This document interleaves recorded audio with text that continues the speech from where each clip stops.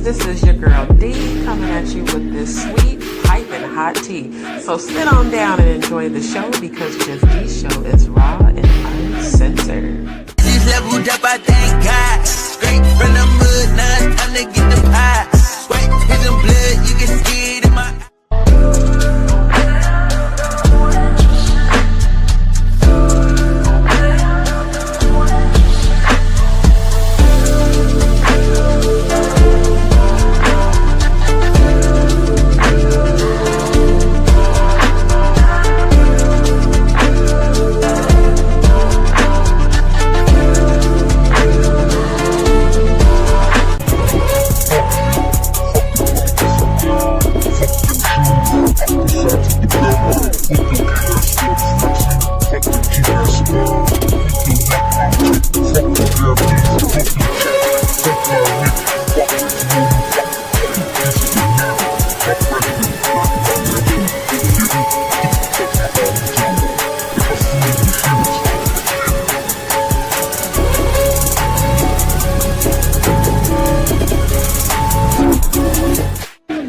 What's up, DzPeepz? This is your girl D coming at you with this sweet, piping hot tea. So sit on down and enjoy the show because Just D Show is raw and uncensored. She's leveled up, I thank God. Straight from the mud, now it's time to get the pie.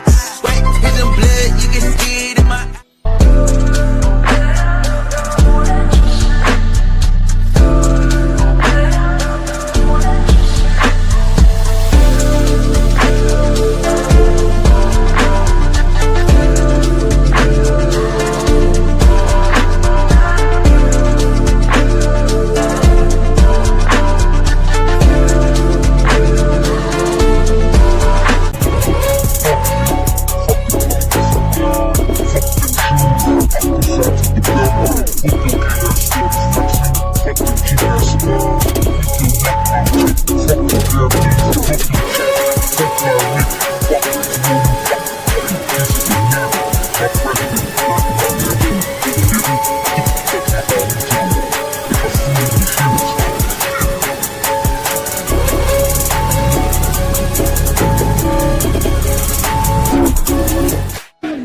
What's up, DzPeepz? This is your girl D coming at you with this sweet, piping hot tea. So sit on down and enjoy the show because Just D Show is raw and uncensored. She's leveled up, I thank God. Straight from the mud, now it's time to get the pie. Wait, here's some blood, you can see it in my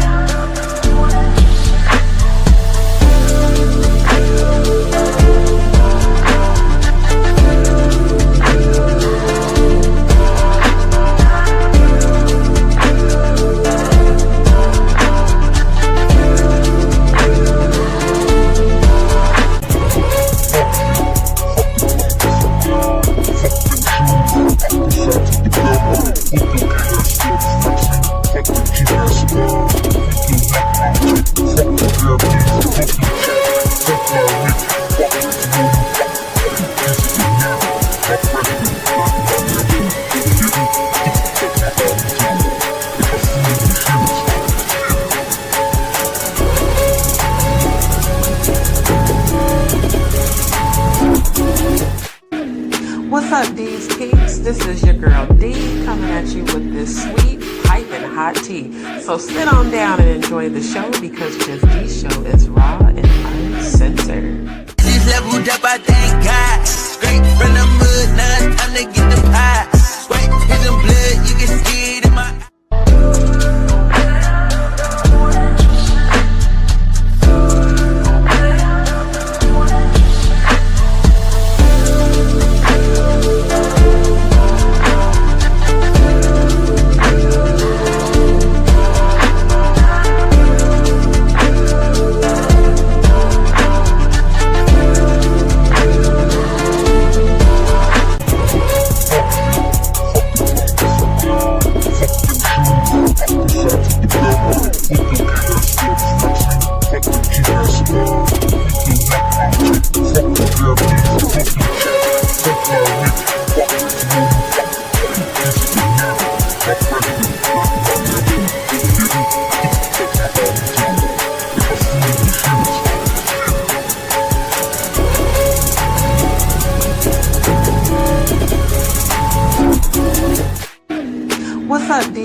peeps, this is your girl D coming at you with this sweet, piping hot tea. So sit on down and enjoy the show because Just D Show is raw and uncensored. She's leveled up, I thank God. Straight from the mud, now it's time to get the pie.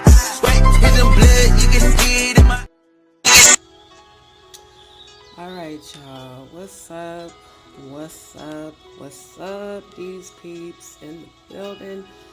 I need y'all to let me know how the volume is for you on your end. Let me know if I need to increase the audio. Let me know if you can hear the background music okay. If you can hear the background music and you can hear me okay, please put a Y in the chat.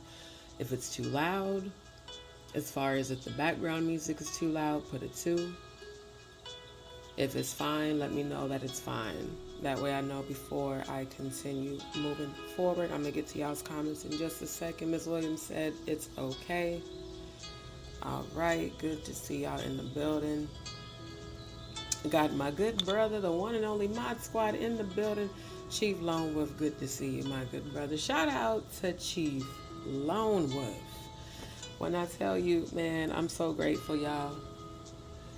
This is going to be a good live.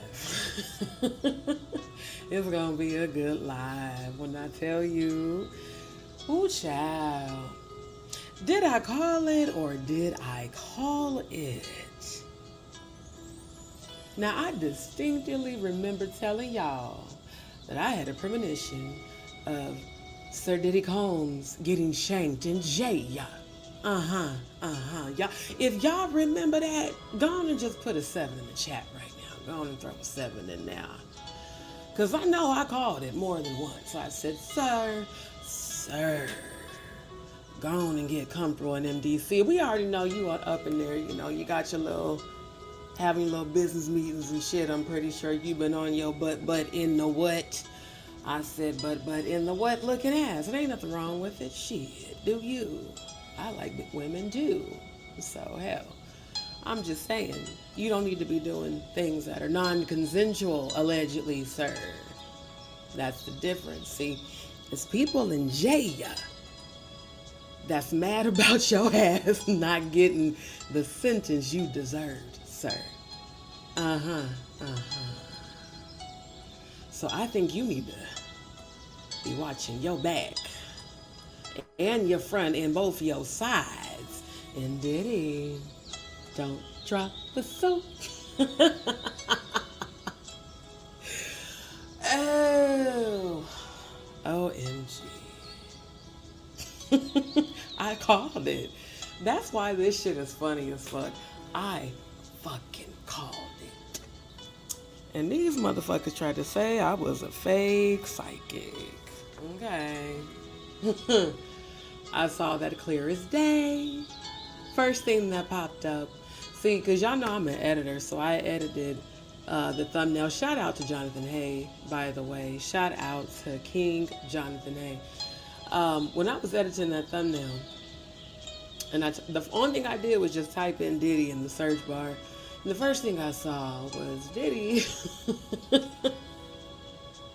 You know what? Shall I roast before we get... I think we need to do a little bit of a roast. What y'all think? If y'all think y'all want me to do a roast, let me go on and scroll down to the bottom of the comments here. Okay, I see a lot of 7s. So y'all remember when I said I saw Mr. Combs getting shanked in jail? Yeah. How about that was the first story that popped up in the feed? I said, you know what? I love when I get confirmations on what I already knew was going to happen. Now, see, here's the thing, sir. Because I heard you be watching my channel. You and Mr. Joe Camel meets Donkey Kong. Jay-Z got them DSLs. You can't tell me that them niggas wasn't getting it in. He got them DSLs, y'all. And if you know, you know.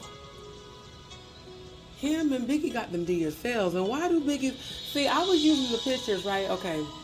I went to Jonathan's page on Instagram and I, screen captured pictures from his post on there, and then I went on, and searched on Google for Diddy's picture and for the Baphomet. Y'all know I'm gonna blast every time I do a thumbnail. And then Jay-Z's Do Without Will, Aleister Crowley clothing line that I've been told y'all about on Facebook way back in 2013. See, all of y'all on Facebook, and shout out to y'all on Facebook that's been watching. I heard those of y'all from home been tuning in. What's up, Nebraska in the building?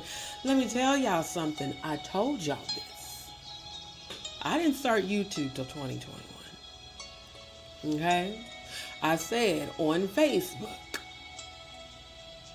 that this motherfucker had to do without Will clothing line.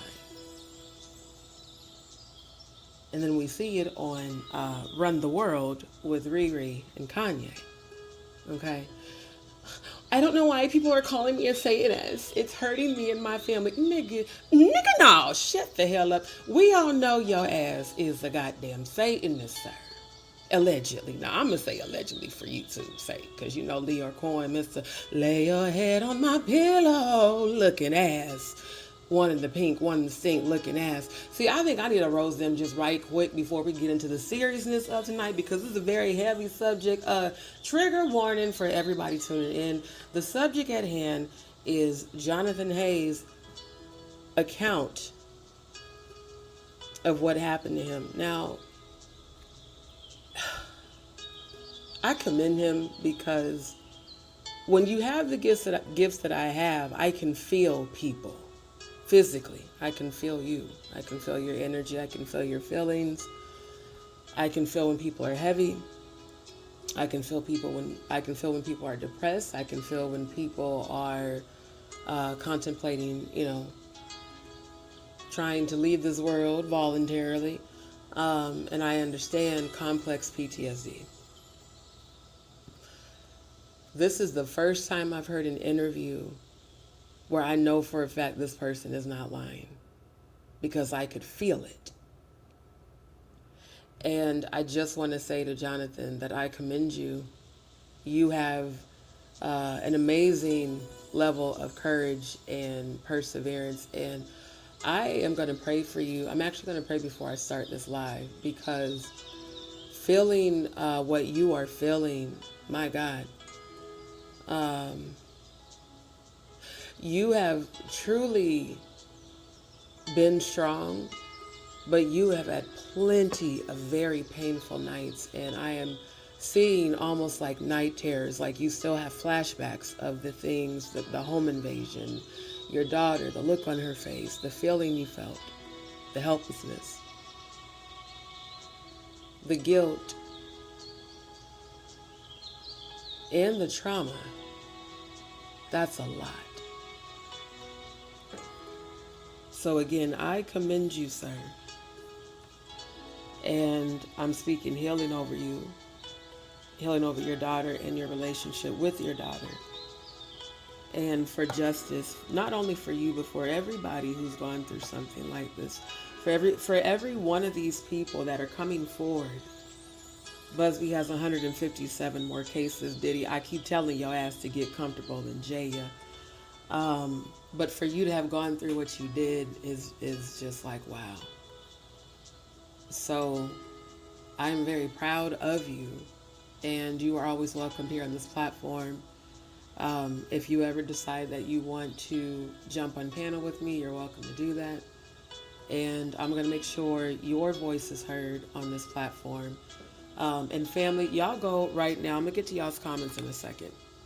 But y'all go right now to Jonathan Hayes' Instagram. And after all of this, I'm going to go ahead and pray. Y'all make sure to go to Jonathan Hayes' Instagram, like, share, and follow. Whoever is your photographer is an amazing person. That every one of the photos I've seen are just clean, very, very professional, but very emotional.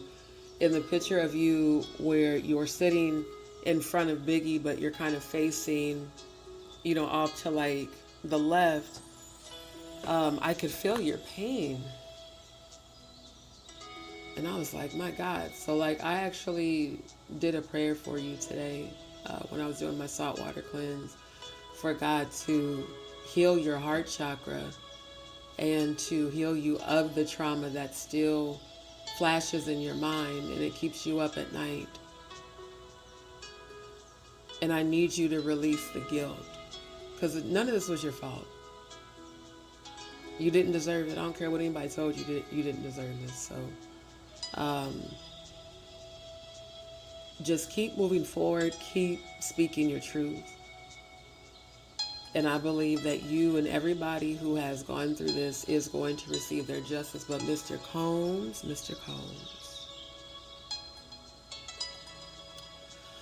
if you don't have a relationship with the Most High God, you need to get one. Because, sir, I saw your funeral.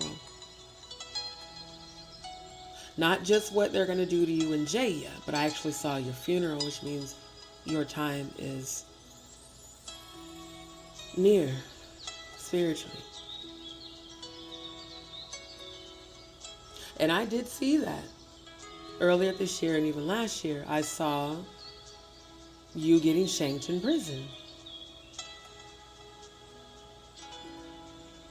So I think you might want to get you a relationship with the Most High God and not the Baphomet.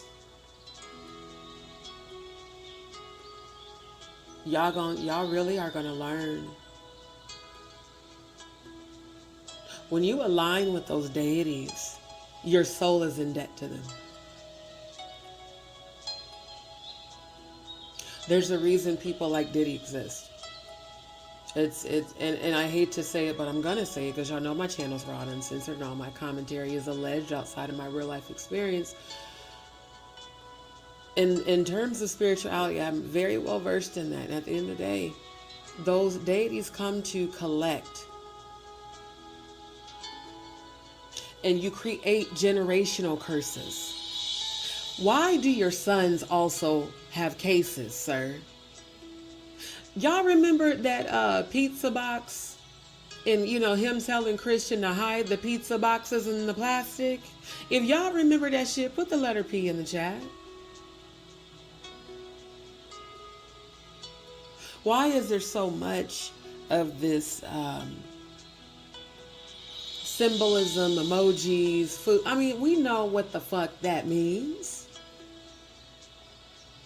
Why is this so common? Everywhere.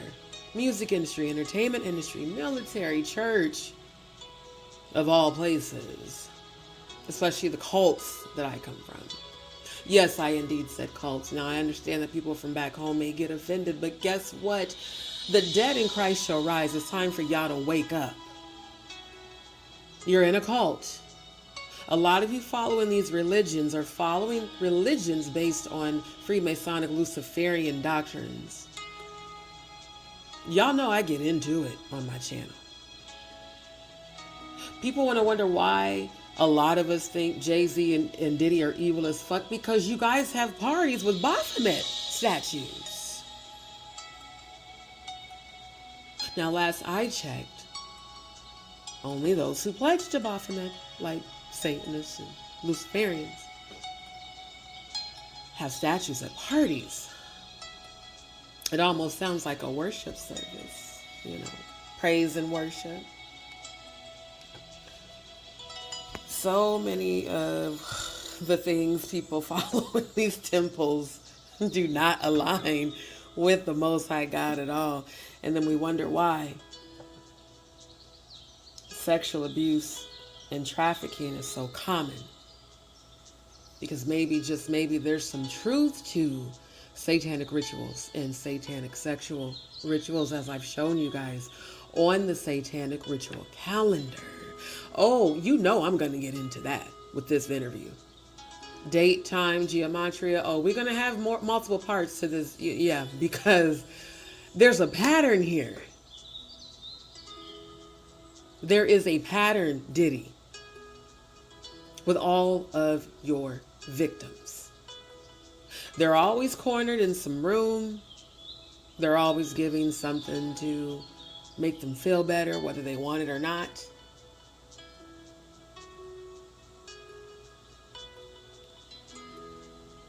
To those that said, well, allegedly Janice made him a monster, it's still your responsibility. Your healing is your responsibility. It's not just a choice. It's actually a responsibility as you get older. I feel no empathy nor any sympathy for predators, rapists, and child molesters. As a survivor myself, I have no empathy for any of you, especially if you don't choose healing. I don't give a damn what you went through. There's a lot of us that chose to go the other way and be advocates, real advocates, not people saying they advocates and lying and talking about assassinating people. Jaguar, I know your ass is listening. What's up, ODZ? At the end of the day, all of you, and I mean all of you, who are ever involved in this shit, when I tell you God is going to keep uncovering y'all and all you motherfuckers is going to jail. Every last one of y'all. I've seen people getting locked up, and I've seen even more funerals. There's about to be 3 more funerals of the people that were involved in the events of February 9th. Y'all all better get right with God. I'm not playing. I'm so serious right now. Y'all know I'm a real psychic medium, clairvoyant, clairaudient, clairsentient, claircognizant. If I see the way I knew I had these gifts at 8 years old, I started having dreams of people's funerals, and then they would die. I dreamt of my aunt's funeral 3 times. Just buried her a little over a week ago. Rest in peace to my Auntie Mary. I love you dearly with all my heart. Y'all need to understand this is more than just cases and money. This is spiritual warfare. We are the chosen.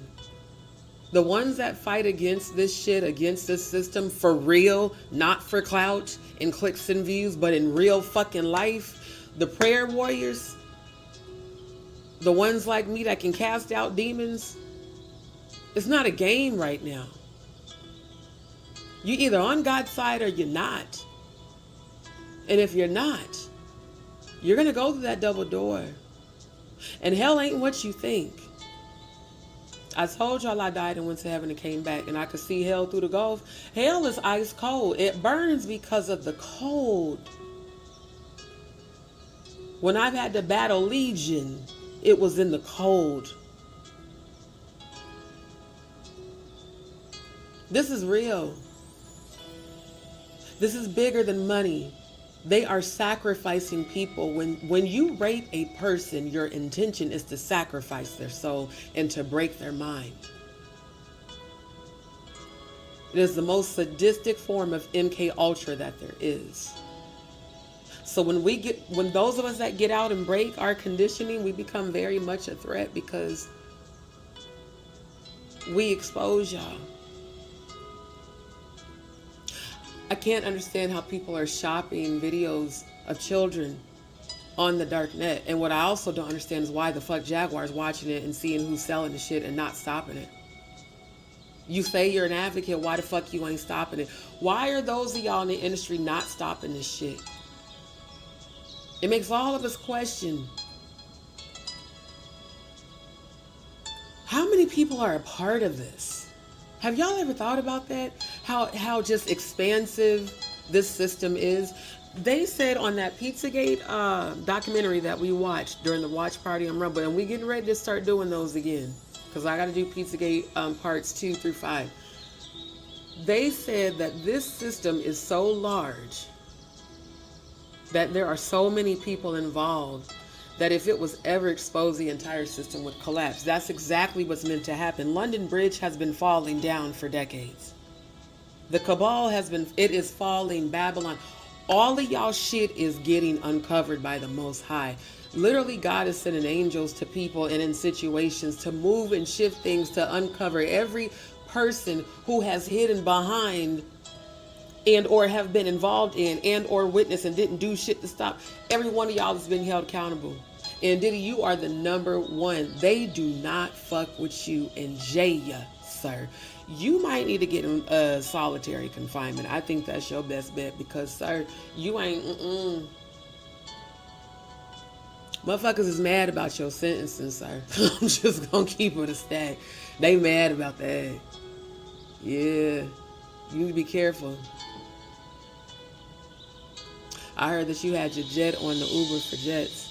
I think you might need to start selling some of them houses and mansions, sir. I think you might, hey, you need to do something. He was grabbing the mangoes.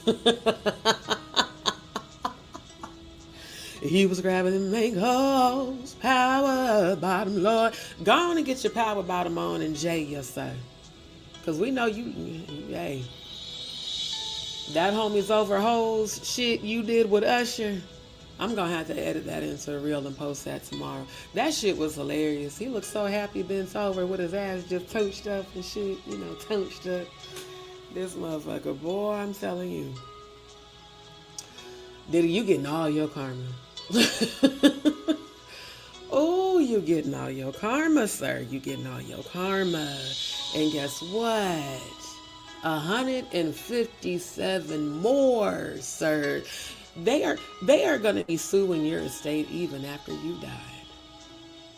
Your kids have inherited your debt, sir. You were supposed to have created generational wealth. You have created generational stigma.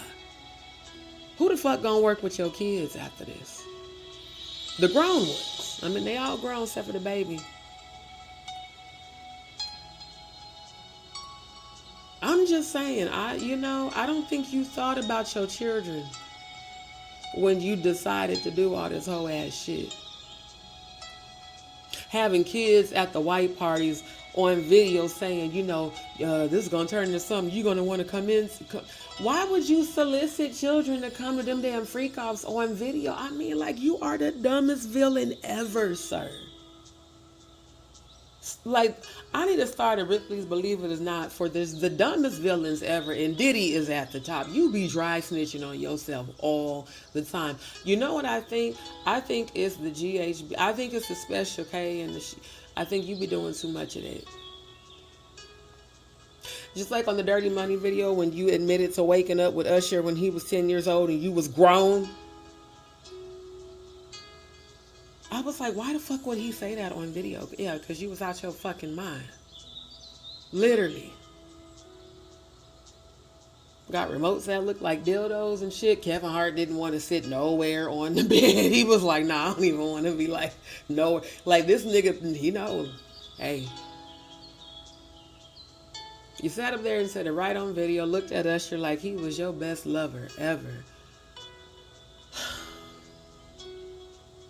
I just don't understand why this is so common.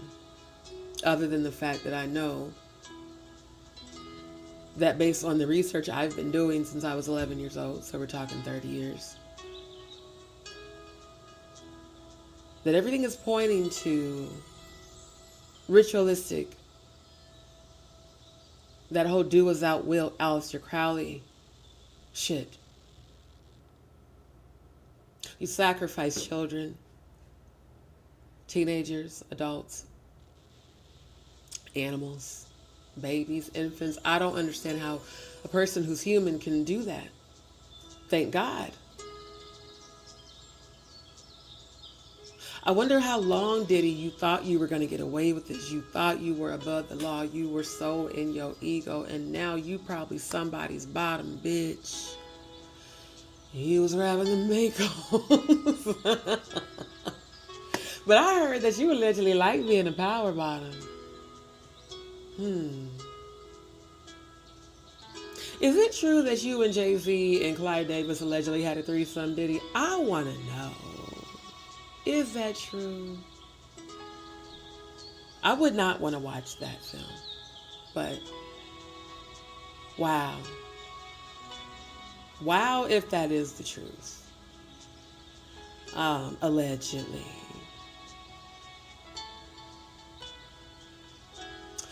This interview,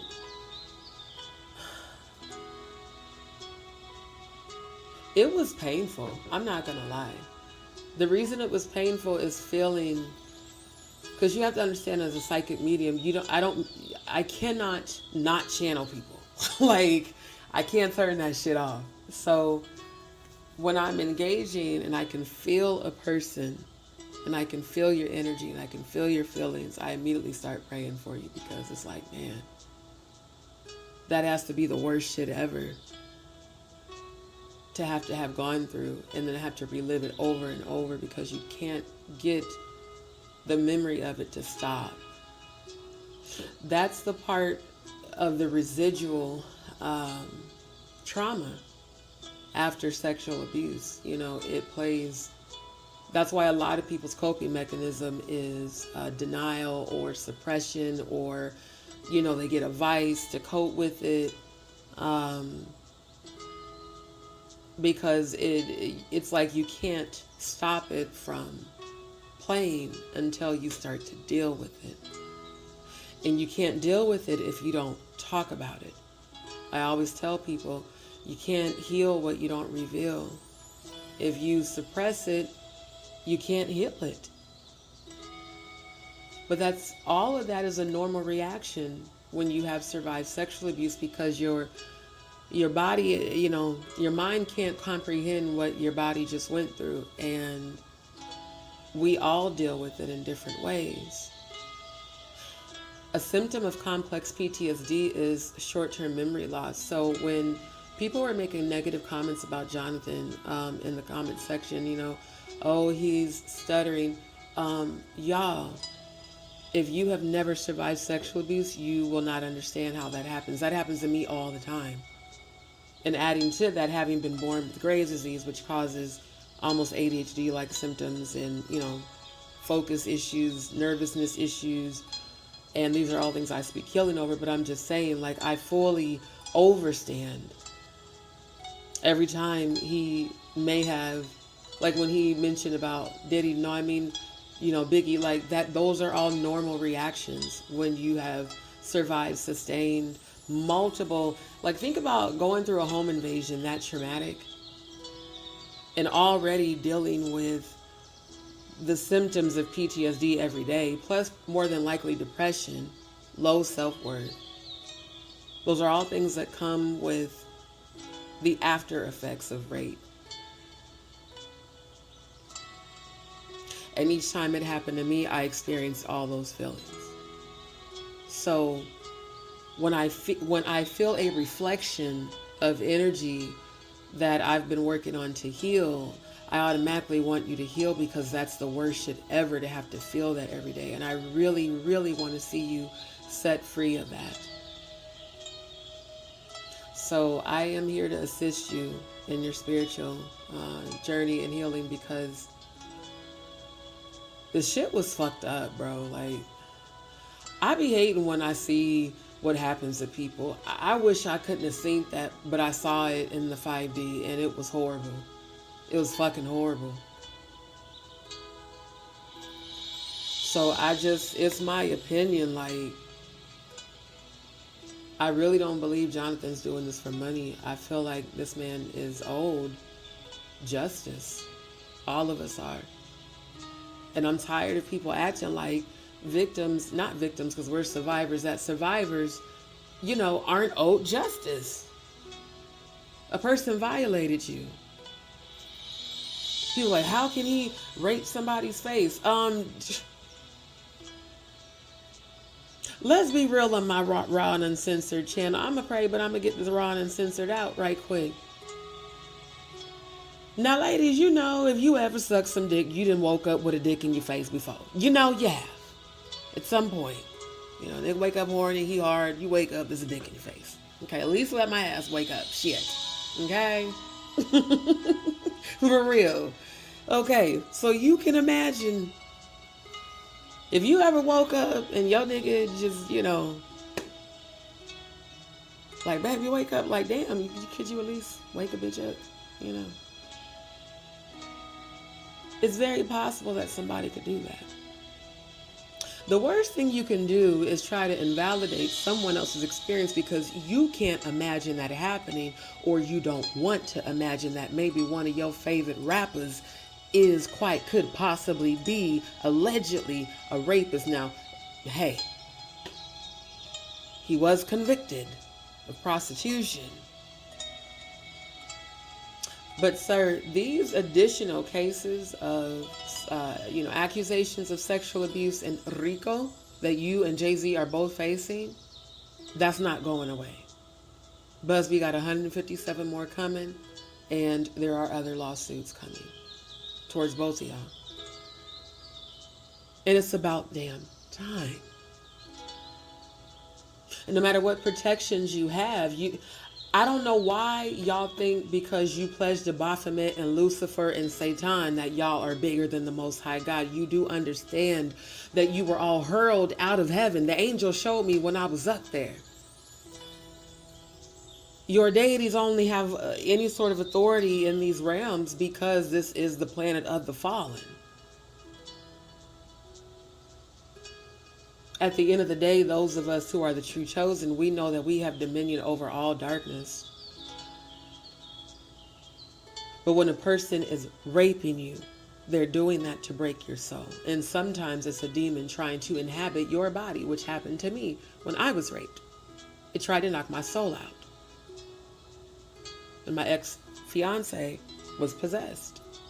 Literally possessed. And I had to pray and do an exorcism to get him off of me and to stop. No bullshit.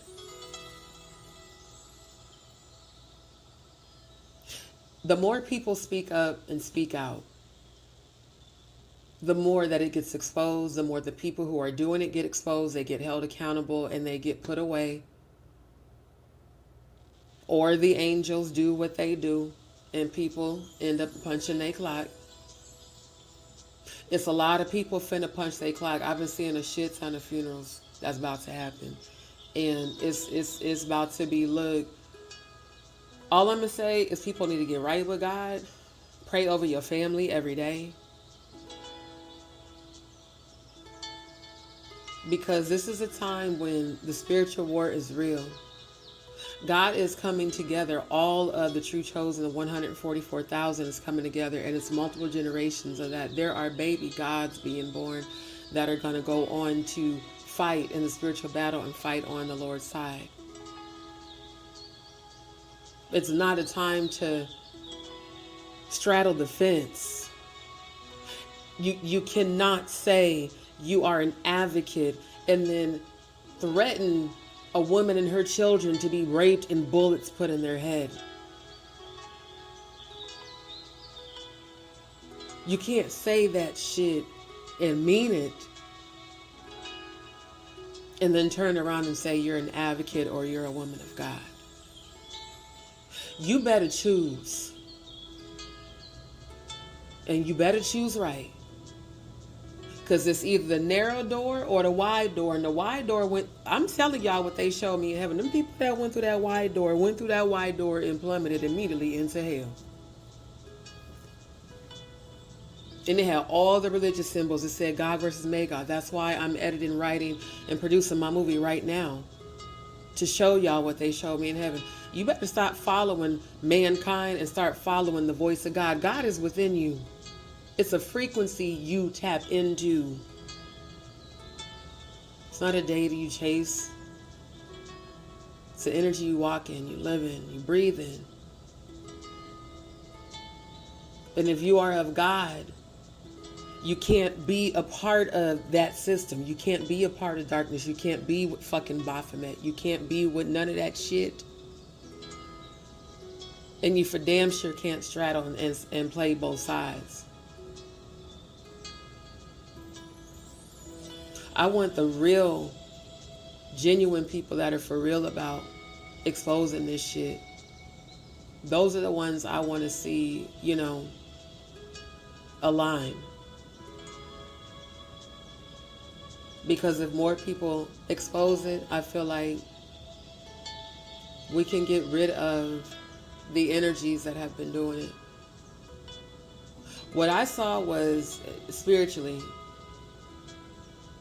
the part of Revelations of the pale horse, we are in that. We are in the tribulation. The reason that I take spirituality so serious is because I have a mission to complete. In heaven, they gave me an assignment. And I signed a soul contract there. That's why no matter what life is throwing at me, I keep moving forward. Right now, everybody who tells their truth and who's telling the truth, you are helping stop this shit. Where I come from, this is swept under the rug so much. I mean, there's people that hate that I'm talking about this right now. And shout out to y'all, because I know y'all are listening.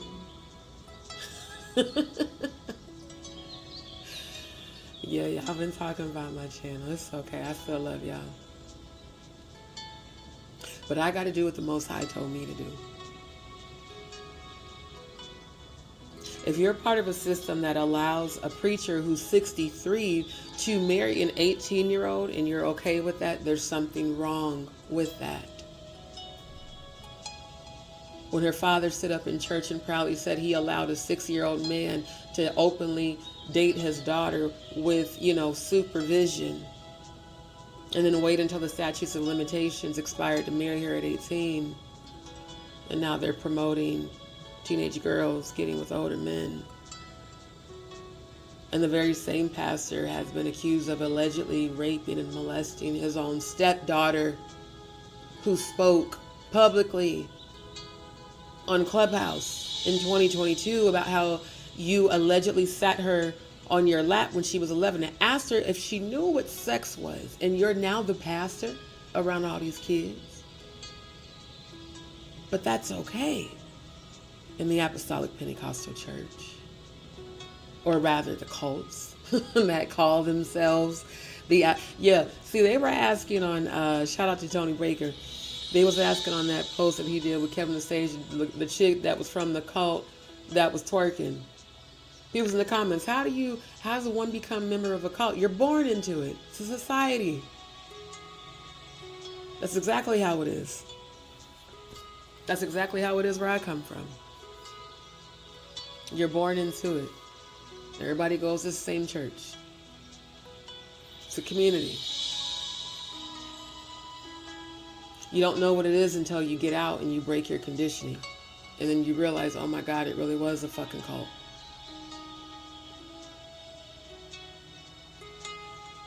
My job is to expose this shit and to help people heal who have survived it.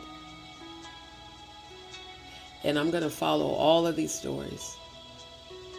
Jonathan Hayes' experience. The fact that I covered this last month and it turned out to be Jonathan Hay is insane. Because y'all remember that when I covered the story about the John Doe. And I was like, new Diddy lawsuit. I think it was either right around the time he was sentenced. No, it was before that, actually. Because he was just sentenced. I believe it was in September when I did that story. And I pulled up the news article and everything. And when I realized this is the John Doe, this shit is wild, bro. Because I already been covering, the stories that he did. Especially the one where he talked about Jay-Z with the Baphomet statue at the party. And the all-male orgy. You know what? I can't even say that shit with a straight face. Because imagining DJ Khaled naked is just like, hell no. Hell no. Nigga, no. I don't want to imagine DJ Khaled naked. Holy shit. Imagine, him with Jay-Z. My God, and them DSLs. Oh. I bet you Jay-Z be giving some good head. Allegedly. Oh shit. I really enjoy a good old roast. It's been a minute since I did a good old roast. When he described in detail what he witnessed, I said, oh wow. Wow. He was like, it was really loud. I bet it was. Because, when you start hitting that G spot, hell. Anyway, I'm just saying, the stories that I've heard Jonathan tell, and I know he's being serious, but the way he tells it sometimes is very hilarious. Like when he low-key threw shade when he said Biggie was the greatest bisexual rapper of all time. I caught the tea immediately. I said, oh, hell no. But you know what's crazy, y'all, is I always felt like he was. I always felt like Biggie, like low-key, might have liked dudes too, but he just didn't want to be out, you know, because I guess back then definitely it was more taboo to be more out, but the way he just smoothly threw that shit in there had me dying. So, oh my God. Again, shout out to Jonathan.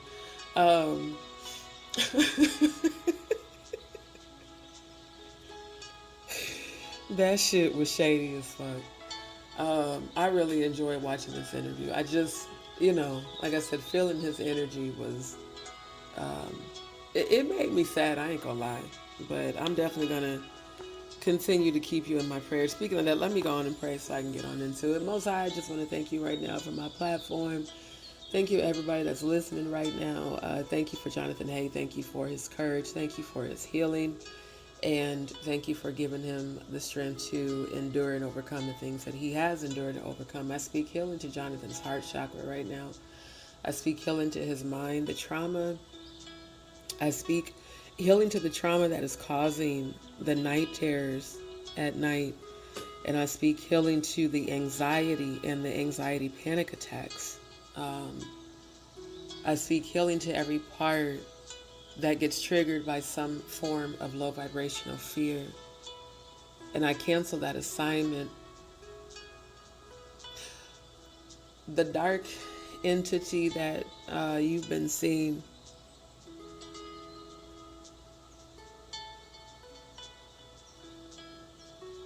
it really bothers you.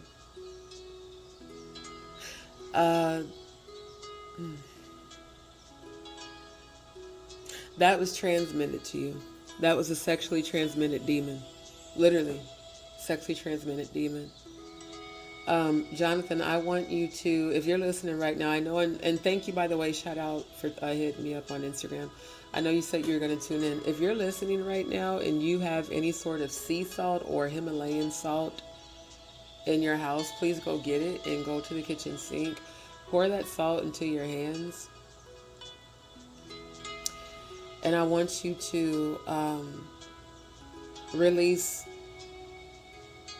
all guilt, and I want you to cleanse your energy and say, I am released of this trauma. I am released of this guilt. And I am free. That energy got on you when what happened to you happened to you. And it's time for you to release that burden, because that energy is feeding off of it. It's feeding off of your trauma. It's feeding off of the guilt. You sometimes you ruminate in your thoughts, and they kind of play over and over. And I see you like kind of off to yourself, trying to make sense of things, but you're also replaying the things that have happened, especially the look on your daughter's face during the invasion, because I can see it. I need you to release that, because that energy is feeding off of that. So I speak healing to your heart. Most High, I ask right now that you go into Archangel Michael. Cover Jonathan in his sleep. I cancel the assignment of the dark entity that disrupts your sleep. I cancel that assignment. I cancel the assignment of the energy that fucks with your girlfriend. The hell?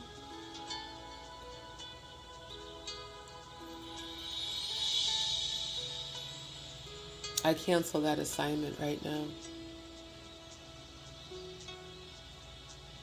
The entire area is covered with peace and healing.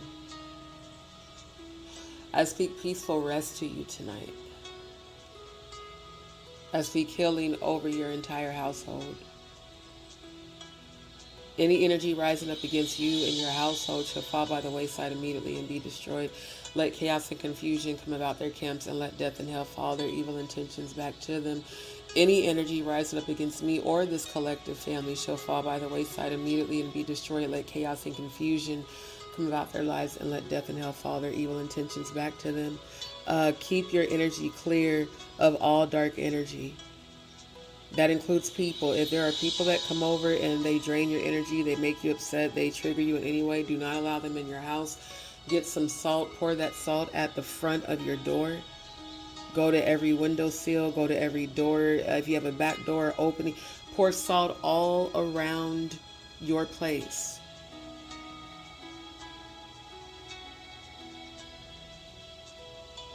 And if you have like a small jar or like a little bowl or like a little cup, put some salt in it and put it right by your nightstand.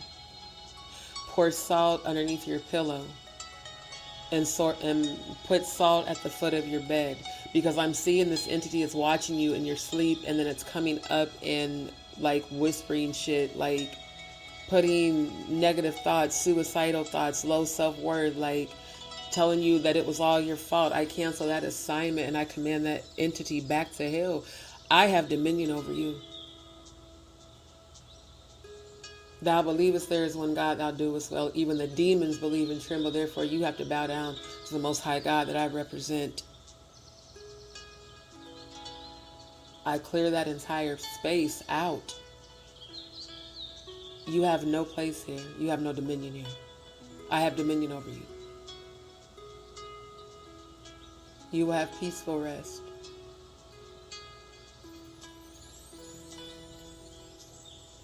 And when you wake up, you're going to have clarity on the things that you've been battling in your mind about.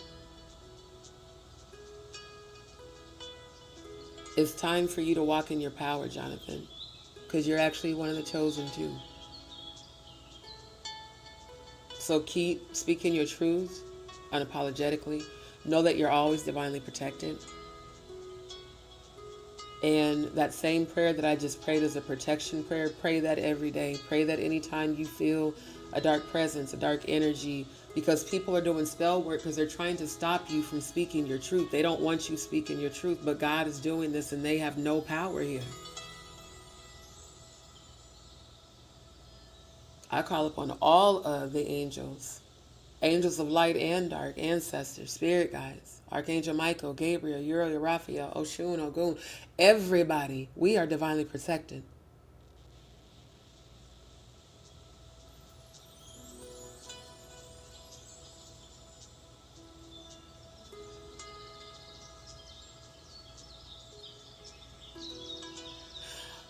When you and your girlfriend go places,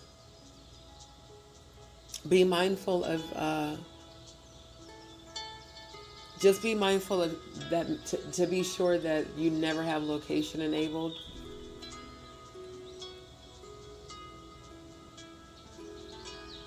And understand that you have to be more intentional with your prayers, because I'm seeing it. There are people targeting you in the spiritual realm. They want to shut you up, but they're not going to. They're not going to win at all. But they're doing spell work. And it's a collective. And it's exactly who you think it is. The person on your mind right now, that's who it is. And they have a group, they have a coven. So be more intentional with praying and covering yourself. Do more meditation. Listen to high frequency music. I'm going to share some music with you after this live. Get 639, that's the frequency for self-love. Get 741, that is another self-love kind of like slash God frequency. 963 is the God frequency. 528 is the healing frequency, and 432 is also a healing frequency. Listen to that at night. I guarantee you, you won't ever have that problem ever again if you play that music every night and you pray. You'll have the most peaceful rest you've ever had. And that's what I'm speaking for you, as well as healing. Most High, keep him and his entire household covered. And let him continue to walk in his power and in his healing. And let peace take over that entire area. Definitely get the salt immediately. If you don't have it, get it like ASAP. Like if you can do like a DoorDash or Uber Eats, I'd get that shit tonight, like straight up. And do the saltwater cleanse. You don't have to do it in the shower. I do, because I cover myself, and then I do intercessory prayer, and I did an intercessory prayer for you tonight as well. It's a way to clear your energy of all negative energy. It's also a way to protect yourself from negative energy and like negative spiritual attacks. So we don't fear those who dabble and dwell and play in the dark. Because when I say I have dominion over you, I have dominion over you. And we walk in our power because we are the chosen. And we're always protected. So don't ever be afraid to speak your truth unapologetically and loudly. Because your truth might save somebody's life. Y'all know that there's people that be thinking about taking themselves out after they've gone through something that's traumatic, especially more than once, and especially with complex PTSD. That's why I said I'm proud of him. Because most people would have, he's out here speaking his truth for real and not lying and bullshitting about it like other people.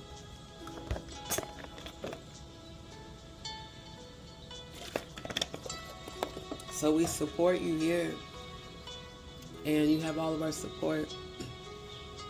Again, I'm going to get to y'all's comments, but y'all make sure to go to Jonathan's Instagram, like, share, and follow. And then y'all also go visit, let me put his, I'm going to get to the video. Because I just did a raw screen recording. I didn't even edit it, so I'm going to play the video for us and then give my reaction to it. It's about the first 25 minutes. So of course we're going to probably have to do like 3 parts of this, because I think the total live is like 1 hour and 10 minutes. And because I'm using my mobile device, the reason I can't share screen with, the web pages is because I'm already in a mobile browser. I got saying that too fast. In a mobile browser, and you can't, toggle tabs on a mobile device. So I just do the screen recording and then upload that and show you guys. But y'all make sure to go over to his website. He has some really amazing content. I'm actually going to edit, because there was just certain things that stood out to me when I was looking through it. I'm going to edit his website into a reel and then upload it on YouTube and, Instagram and TikTok and all that.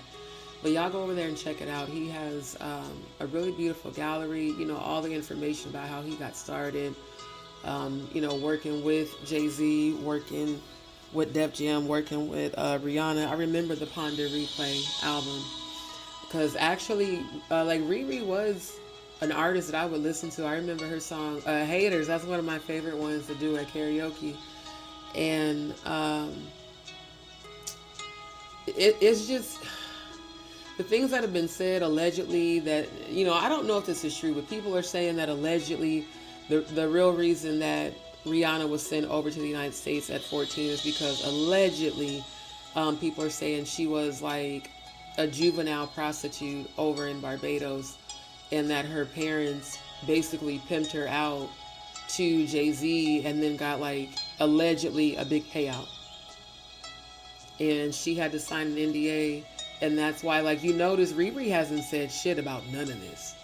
She hasn't said shit about Diddy. She hasn't said shit about Jay-Z. She has been mum's the word. I ain't saying shit. No snitching. It seems like she's afraid to even say anything. But it's also been said that she signed an NDA. But NDAs do expire, especially when it comes to criminal cases. So I really would love to, hear from her one day, if she ever would. I don't even know if she ever would, but I would love to hear from her perspective of it, because it's like, if that's not true, then why isn't she defending herself? Because they said that that's why the dad didn't come pick her up right away. Like, he was basically, allegedly waiting on a check. And then they just basically, like, left her. It's like, what person lets their 15-year-old teenager go across the country by themselves? Like, why they didn't even send, like, one of her brothers or someone to just, like, watch over her? She's only 15. And he's 33. I have a niece that's 15. Like, that would be nasty as hell if she was with a nigga that's 33. Like, there's no way. No, you're not finna go across the country to go meet some man who's twice your age, over twice your age. Like, at least send somebody to look out for it. So, I ain't gonna hold y'all. Other than that, it don't really make sense. Like, that's dangerous as hell. Especially, as much as children get abducted. It almost sounds like a setup. Because, like, damn, y'all didn't care if, like, somebody picked her up. They do that shit. Just like on that movie Taken, how they be monitoring to see, like, what kid is by themselves and stuff. I really believe that shit is real.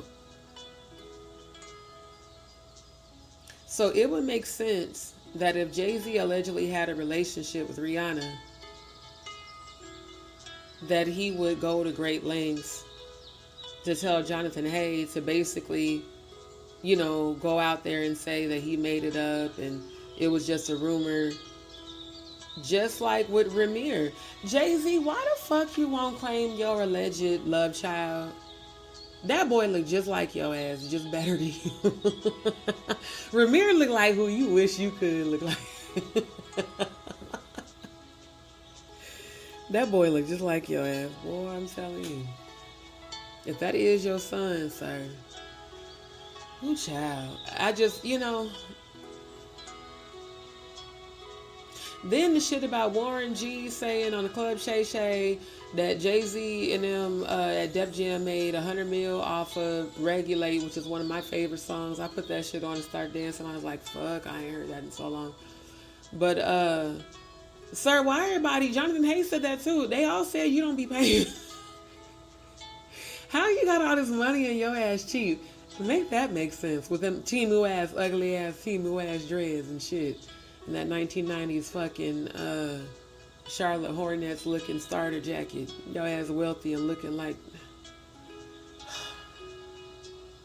them dookie braid ass dreads need to go, sir. I don't know who told you that was cute. Your face don't fit the profile. You don't have the profile for that look. You would do better with like, like a fade. Or you can get some texturizer and, get you like a little curly on. But them dreads ain't, Because you already look like Joe Camel meets Donkey Kong. So them dreads just make it worse. You look like Joe Camel with like dreads and shit. Sir, just stop. I need you to stop. But for real, like I feel like, these niggas felt like they was on top of the world. We ain't gonna never get caught. Why the fuck don't nobody want to talk about Kathy White? The other alleged Becky with the good hair? Why is Jay-Z tied to all of these women?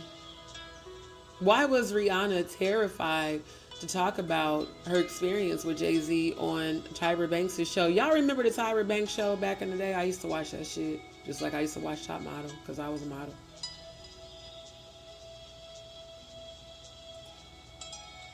She was terrified. Tyra said, now what did Jay-Z tell you when you first met him? She's like, oh, Tyra, don't make me tell the truth. Don't make me tell on Mr.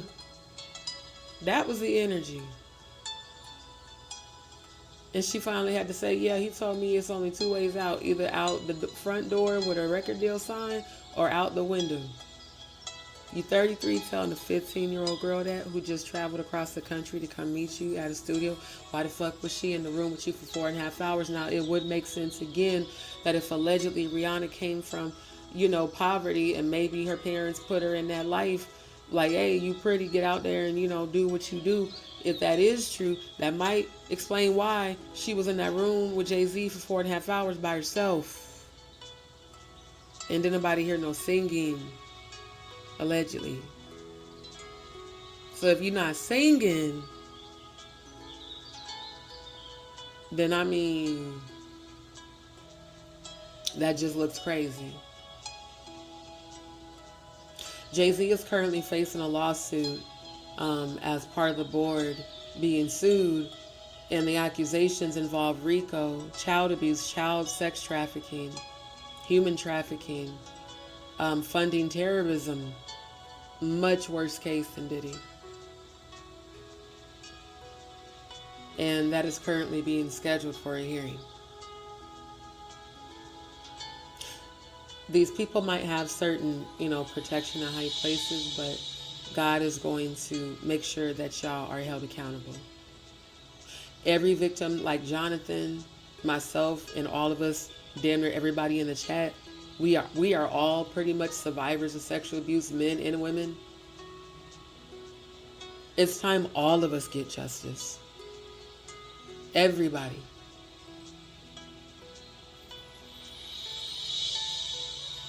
And this shit happens to men more than y'all know. That's why I love that Jonathan Hayes speaking out. Because most men are afraid to. They're afraid about being judged. They're afraid about what people are going to say. It's like, man, fuck that. If the shit happens, talk about it. You never know who is going to help heal. You never know who is going to inspire to come forward. Then everybody starts coming forward, and then boom. These people start getting locked up. Or they start getting, spiritual poetic justice. But if you don't talk about it, you're never going to heal from it. And it's going to haunt you for the rest of your life. And you're going to always be trapped in that loop that was intended when the act was performed to keep you trapped in a low frequency, to keep you trapped in a state of depression, suicidal thoughts, never having rest, never having peace, anxiety, complex PTSD is a very intense effect of sexual abuse. And then the invasion, that's a whole nother type of trauma and PTSD. So when you've gone through something like that, you have to give your energy to healing from it. Otherwise, you just literally become a victim mentally for the rest of your life, and you'll relive the moment over and over and over, and it'll just have you trapped in a low frequency. But I know that many of us have been able to find help, find healing. I know I joke about BetterHelp, but BetterHelp.com really is a great resource to start at, to seek counseling. I highly recommend anyone who has, ever experienced sexual abuse to join a support group. There's so many groups on Facebook you can join for free, and to, get like a life coach, grief counselor, or even if you ever want to book a session with me, you can book a video consultation and I can assist you with that as well.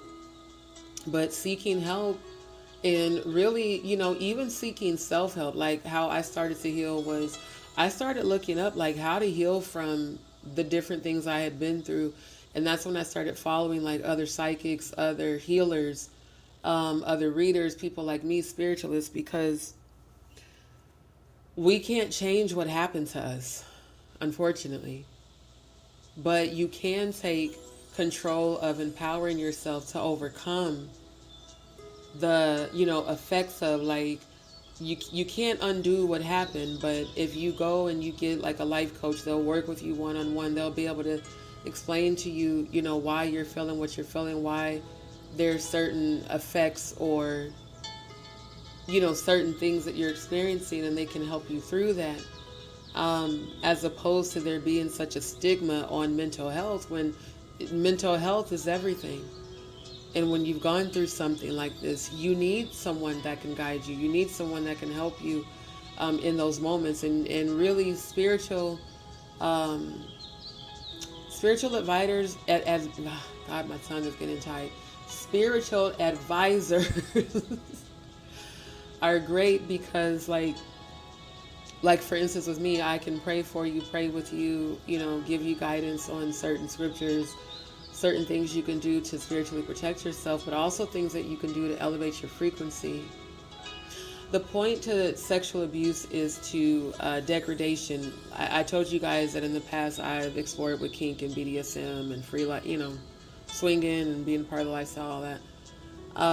But as a dom switch, as a dominant, you're submissive when it's consensual. Your submissive wants you to control them, and a form of control is degradation. What happened to Jonathan Hay was a form of degradation. Like, Diddy is legit a sadist. Like, his whole energy is sadistic as fuck. Like, he's the worst. Like, it's beyond kink for him. It's like me, it's kink and fun. No, he's like the true like definition of the darkest type of a sadist that there is, that genuinely gets off on humiliating and breaking people's souls. That's the reason his ass don't ever need to get out of jail. And you're not. Like, I saw it. You're not getting out. So you may as well get comfortable there, sir. Because there's so much coming towards you. You ain't never about to... you might as well hang up that thinking that Trump is going to give you a pardon, sir. You talk so much shit about him during the Biden administration. And you know how petty Trump is. President grabbing by the pussy. He petty as hell. He like, oh, nigga, no, I'm not finna let your ass out. Hell no. And Trump was on your invitation list too, sir. He was on the invitation list of the freak-offs. Before he became president. Just like he was on the Epstein list. Perverts of a feather flock together.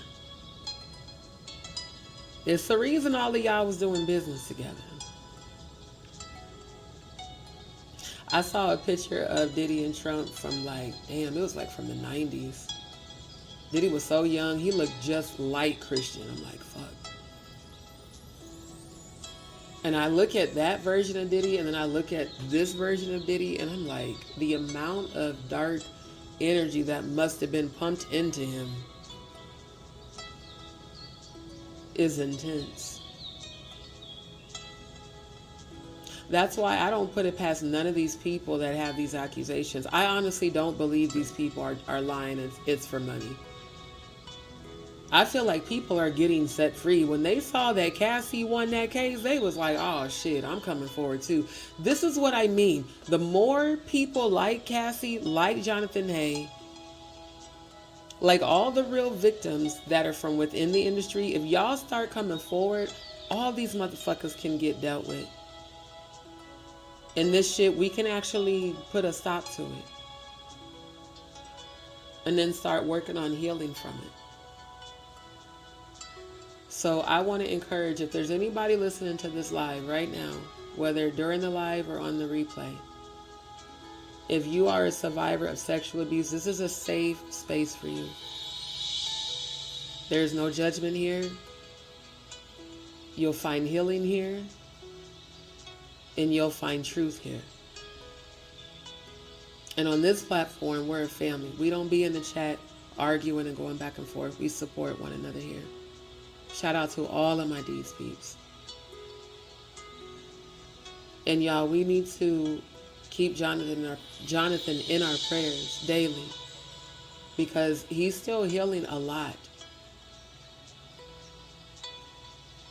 And yeah, the fact that I can feel it, but I also feel him feeling lifted right now, and I thank God for his healing. I know that,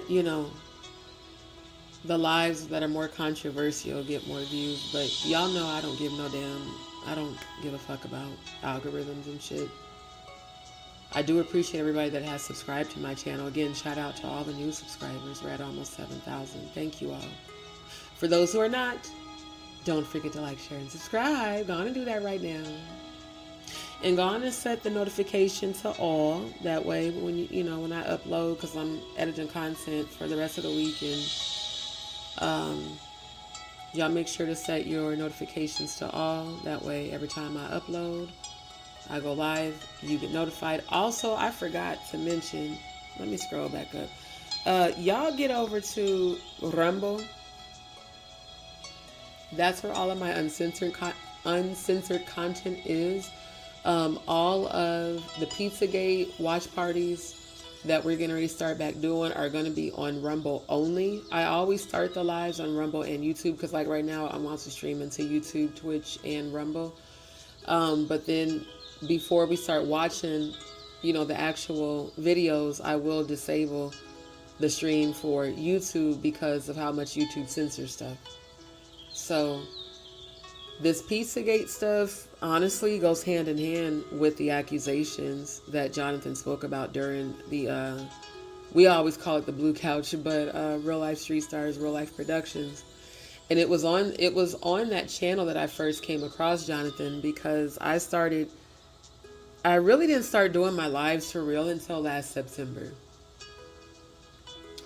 And I remember seeing it when I was looking at, like latest videos on the Diddy case. And I came across, and I was still very much in support of Jaguar at that time. And I was looking for, latest update on Diddy. And I seen that in my feed, the video with Jaguar and Jonathan doing the interview. And I listened to it and I'm like, damn, this shit is crazy. The home invasion shit was wild, bro. Like, and I could see from jump that the girl was involved. I was like, yeah, she definitely ain't shit. But even when I was listening to him speak about it, I could see it in the 5D and I could see his daughter in the look on her face. And the fear, the panic, the terror. Am I getting ready to die? That's the worst shit ever. It's a miracle and a blessing that he did survive that, both of them. But the, permanent emotional damage and trauma is something, unfortunately, that you do have to now work, sometimes harder to heal. So anything I can do to assist in healing, I'm here for you. We are here for you. This platform supports you. But again, y'all make sure to go over and subscribe and follow me on Rumble. I'm not going to lie to y'all. Some of this stuff we're going to be watching that I'm giving my review reactions to.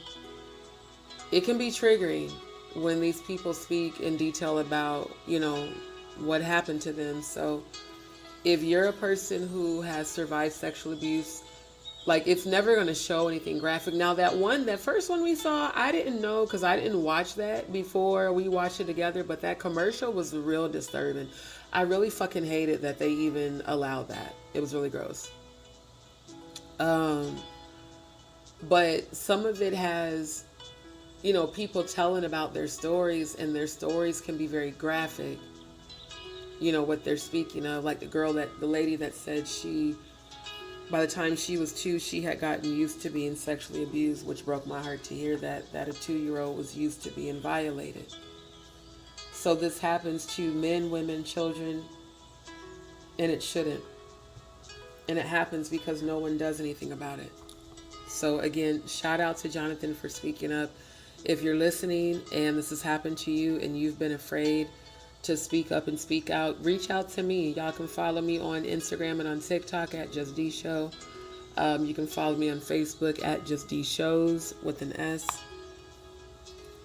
And if you're on Instagram, definitely follow me first before you DM me, because if not, they filter out those messages and I don't see them.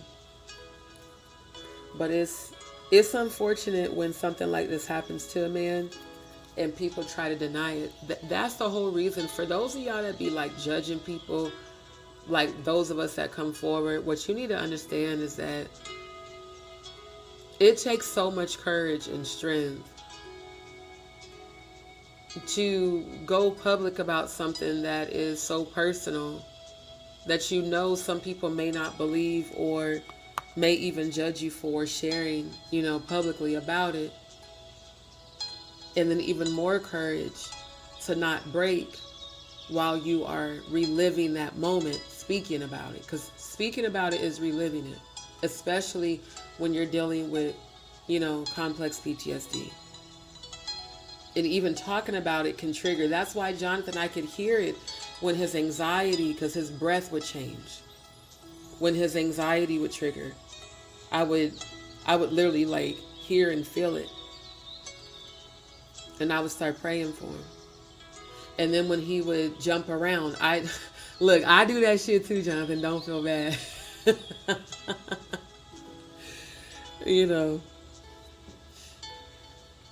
But it's just part of, the after effects of having endured that. And I just want you to be encouraged to continue. Don't let anybody intimidate you. Don't let nobody stop you. You're divinely protected. God's got you.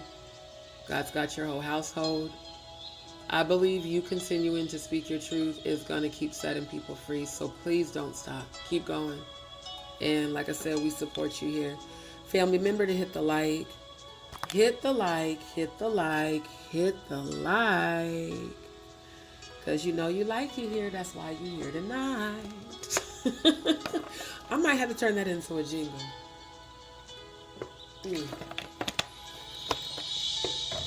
Go on and hit the like. Share this live. And after the live, I would love your feedback. Let me know what you think. We got Miss Williams in the building. Good to see you, my love. Riri in the building. Good to see you, my good brother Andrew. And of course, our one and only mod squad in the building. Shout out to Cody. We got Gemini Ant in the building. I'm trying to get through the likes so we can get to the video, because I know the time is getting late. Grand Rising Neptune, Grand Rising, good to see you.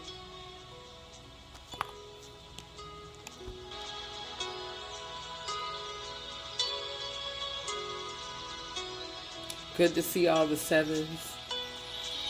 Yeah, I did call that. I told y'all he was going to get shamed. No, don't ban. Hold on, let me use that.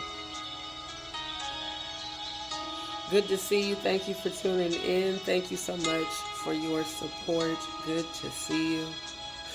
Not am I even for being happy about it. Hell no. Hell no. Shit. Nope. I had no idea Jonathan Hay was the John Doe in the recent Diddy lawsuit where he relieved himself. Yeah, and that's what I'm saying. So this is what this live is about. He basically is doing his interview, like I said, with the Blue Couch. And like I said, y'all remember when I covered this like last month, and the article said, the man is alleging that Diddy grabbed a piece of clothing from a warehouse. First of all, pause like a motherfucker. Why do you have a warehouse with Biggie shit? Like, was y'all fucking? I'm so serious. Because you already was doing the butt in the wet dance with Usher. Looking like y'all had just got done doing a good, bussy bust down.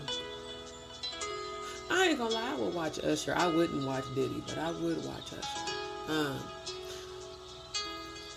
I think,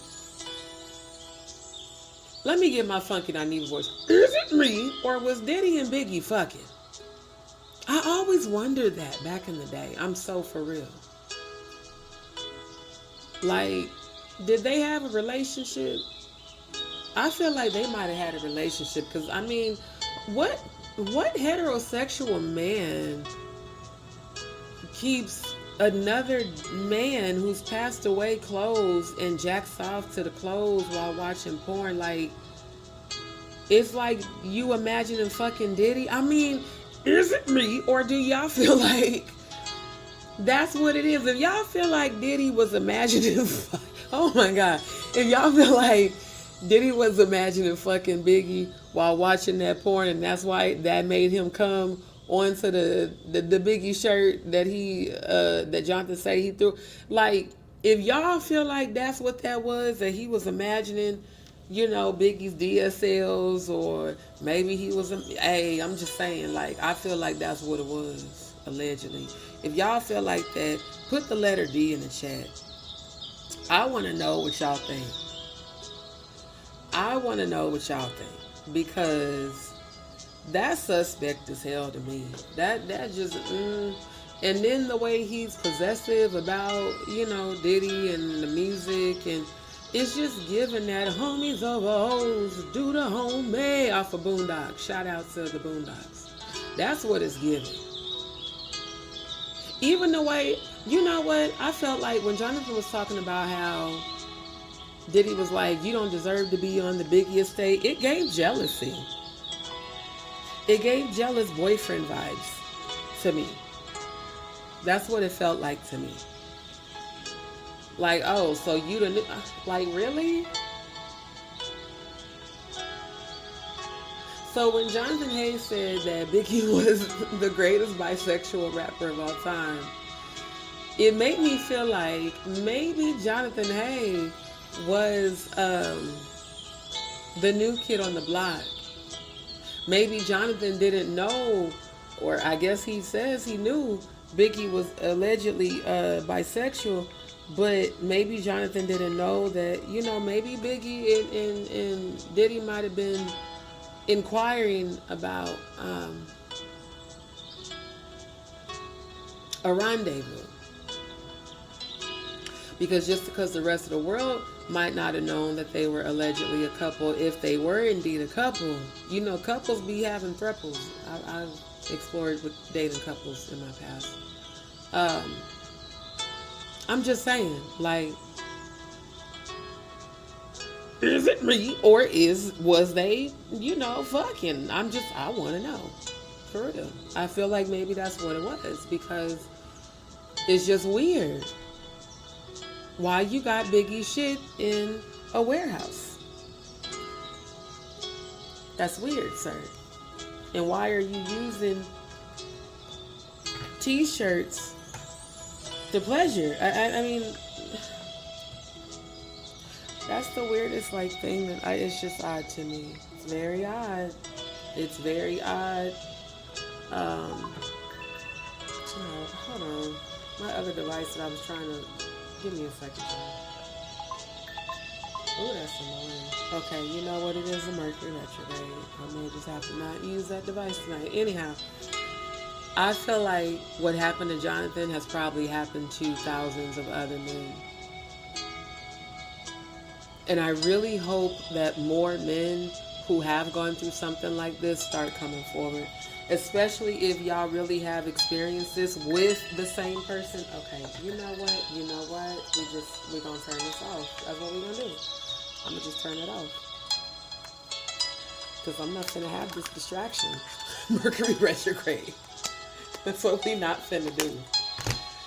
Oh, so when I'm on this mobile device in the studio, it does not play the audio when I play the videos because I'm inside the studio. And I was going to use my old phone, but it's super old and it's not, it's got issues with the charger. So I was like, you know what? No. I already listened to it, so I'm going to just play it and then give my reaction after it plays. But yeah, Jonathan Hayes is the John Doe. And, it's a shame that these men in this industry feel like they can't live in their truth. We know a lot of y'all like men. Like, just live in your truth.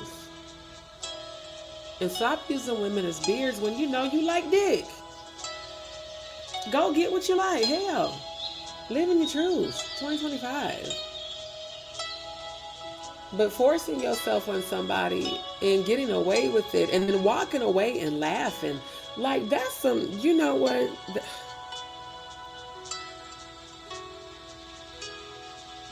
That's some evil ass shit, bruh. Like,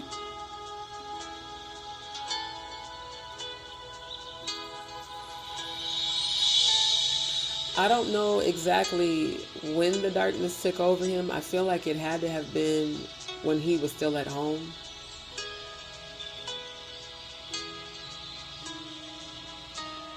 At the end of the day, because Diddy chose not to heal, so many people have been hurt and damaged. And I pray for every single person who's been hurt, who doesn't have the courage to come forward, who's too traumatized to speak, but still relives the trauma every night. I pray for your healing.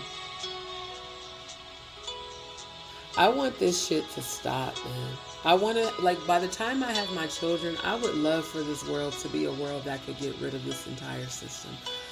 And I understand it's $1 trillion industry, they say, which is disgusting. Because in order for something that is this diabolical and dark to be $1 trillion industry means that there are a fuck ton of people supporting it.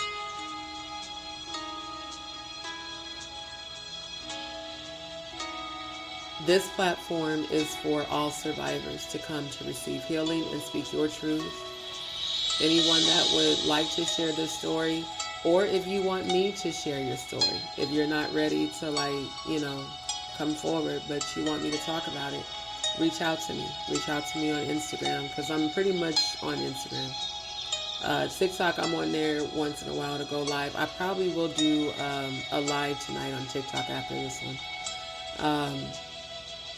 But I want you to know that this is the place to come for healing, and this is the place to come for a safe environment. No one here is going to judge you. And I got my one and only mod squad monitoring the chat, so if anybody even says anything disrespectful, he'll, you know, report them and block them.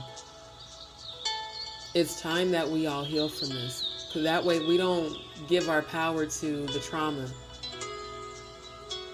Yes, it happened, but we give our trauma to our healing, not, we give our thoughts to our healing, not our trauma.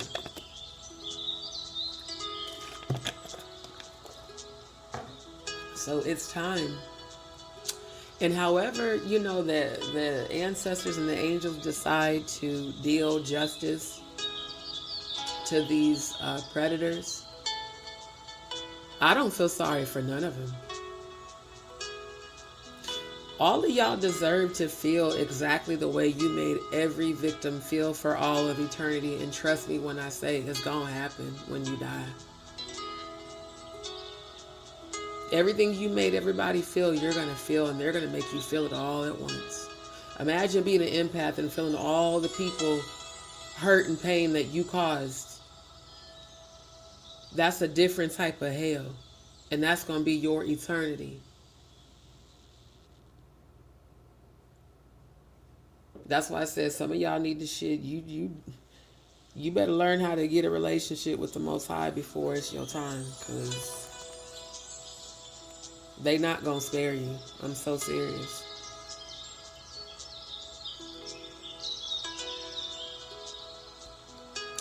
Exactly. Jonathan's extremely brave. Extremely brave.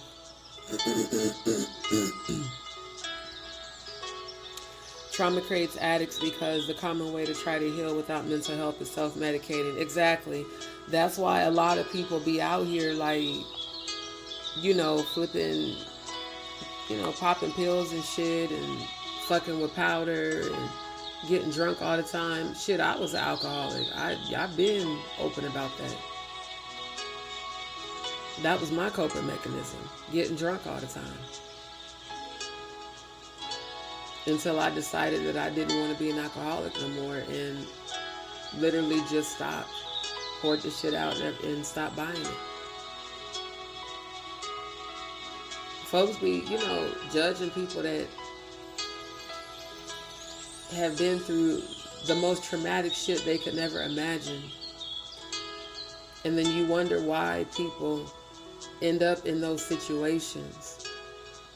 I remember this girl I work with. she had been raped multiple times, and she would always come to work fucked up, you know, popping like all types of pills. I mean, she had like all types of shit. And she would drink, like she would have little shooters in her purse and shit, getting fucked up at work. I'm like, God damn. Lord, thank you, that ain't me no more. Because there was a time it was. When I was exploring the lifestyle in the BDSM world, it was standard and common that everybody, you know, fucked with XOs. I had never fucked with none of that shit. You know, I smoked, do edibles, but that's about it. And it was just a common thing. Trade gets passed around, everybody, you know, gets on a certain level, and it's cool, and it's all copacetic, and then at 11 o'clock, if you're not getting naked, you gotta leave. It's just everybody knows what it is. That's different. That's a bunch of people being freaky and kinky. It's not people being sacrificed and raped. It's not a man being left in a room. Now, when we talk about a setup, we talk about people setting up meetings, business meetings, to lure him to a home to be violated. When you're supposed to be recording music. Why was Jonathan left alone in the room with Diddy? CJ.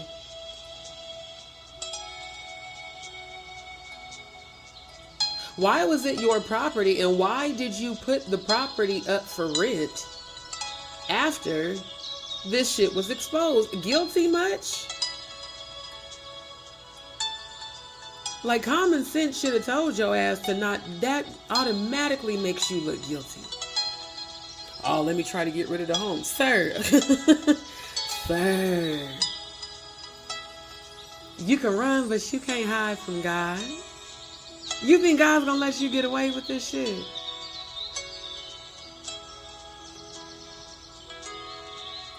You one of the ones that need to make sure you get right with God, sir. Because I don't know if you're going to see Jay yet. I don't know that you're going to see Jay yet. And I don't mean because you don't get a conviction.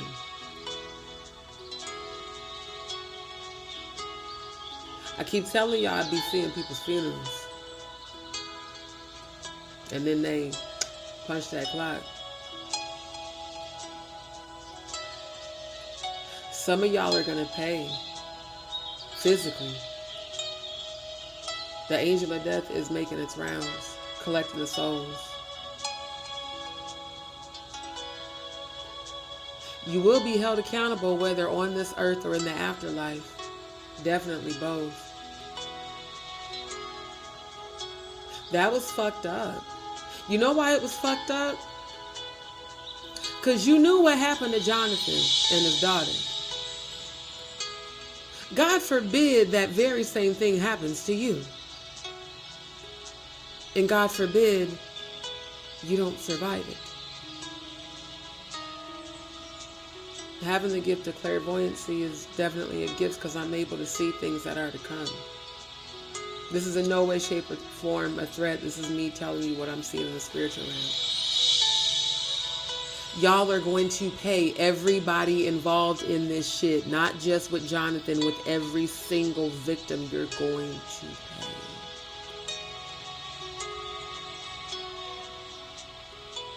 Because your intention was to sacrifice these people spiritually. To please your gods. Thou shalt have no other gods above me. Vengeance is mine, saith the Lord, I will repay. Y'all finna get repaid. Every one of y'all. It's not a game.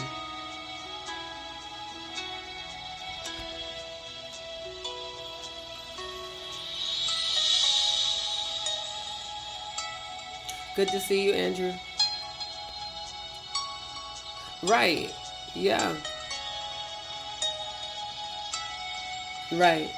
Because I covered that interview that he did with Jag. That was in, let me see, she came in the chat October 20th. That was in I believe end of September. I think it was September 27th. Yeah, because I had just got back to Houston at the end of September.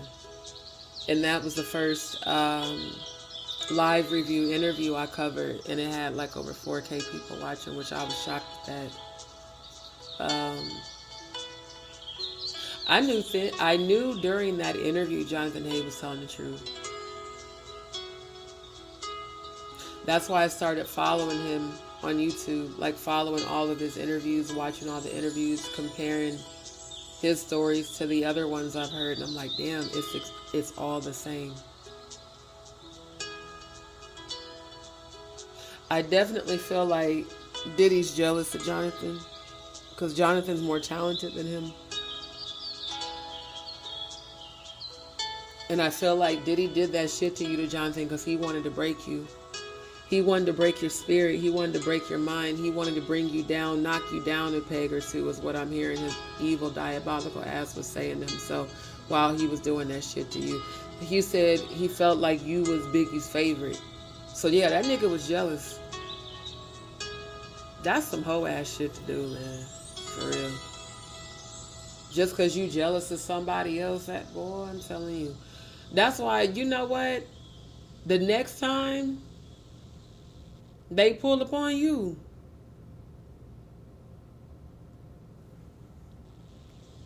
I think they're going to succeed.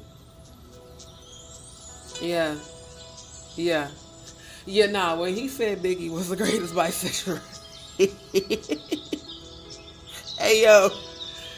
I was like, ooh, the shade. That was funny. Yeah, that shit with the burglar and the baby cries, that shit was fucked up. I was mad that I didn't know that shit was in there, because I wouldn't even, like, I would have screen recorded that and edited that shit out. That shit, like, traumatized me. I was like, I know good and goddamn well people make commercials like that. And then the one with Will Ferrell and the kids and the damn clown shit in the cages and shit. I'm like, are y'all serious? Just like, not even hidden in plain sight, just blatant in your face. Like, what the fuck? Exactly. I can't understand the person that edited the video, let alone published it and aired it. You have to understand how diabolical motherfuckers are to do this shit, let alone film it like Diddy did. Why does this motherfucker film himself abusing people? That's not normal, Diddy. I guarantee you they're going to find a room in some basement at one of his properties that's going to look like it puts the dress in the drawer and does as it's told looking ass with newspaper clippings and people it's just like, that's not normal. That's the type of shit people like that do. Then they sit and watch the shit. You do the shit to people, you record it, then you sit and watch the shit, and then you sell the shit. The fuck is wrong with you? Like, I'm trying to figure out what environment you grew up in with Janice to where this was normal to you. And who the fuck is Janice to him for real? Because they keep saying that she's his auntie, and you know, all I know is they was kissing on the lips and that was nasty. Victim shaming should never be tolerated, right? Jalen, good to see you. Good to see you, my good brother. Yeah, that shit on the Pizzagate commercials was nasty as fuck. Then, yeah. That's why I said some of it I know can be triggering, but nah. Now, for those that would like to donate to the channel, I don't use super chats or super stickers or memberships. If you'd like to donate to the channel to support the channel, feel free to do so. It is my Cash App, JustDeeShowOfficial, scrolling across the bottom of the screen. Also pinned in the chat for those that are watching on the YouTube app. So, I'm going to put up the copyright disclaimer. Give me 1 second. This is a raw screen recording, y'all. So, it has not been edited. There's no outro, no intro, none of that. This is the interview that Jonathan Hay recently did on the Blue Couch Real Life Street Stars. And his allegations are that Diddy raped him in the mouth. So again, I covered this, the John Doe that talked about being SA'd. I don't like saying SA, being sexually abused. I'm tired of this abbreviation shit. Let's call it what it is. Rape, sexual abuse. Not goddamn abbreviating that shit. Call it what the fuck it is so that people can understand how serious it is. But regardless, I was like, this is a whole new case of the allegations that Diddy, jacked off onto the shirt, threw the semen covered shirt onto the man and asked the man to finish him off. I had no idea, again, that this was Jonathan Hay when I was covering this. So I was quite shocked to find, that it was him. And also disgusted and sad at the same time because, damn, why, fuck. It just sucks that it happened to him. I said, now I fully understand why he's been making rounds to speak his truth, because one, it would make sense for you to be pissed off. I would be pissed off. And then to the people that was like, why didn't you buy this dick off?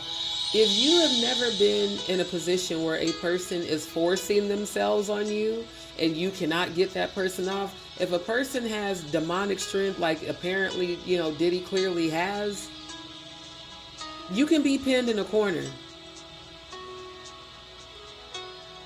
I've been raped more than once. Don't ever try to invalidate that experience just because you can't imagine it. And thank God that you can't. That shit was pissing me off in them comments. I almost want to start checking them people, but I was like, you know what, fuck it. They're stupid. This whole situation, the way it was set up, it was diabolical. The invitation, just the progression of it, all of the fakeness, the female that was like, oh, you're magic. Like, what the fuck? Bitch, so you was like, it's like a group effort.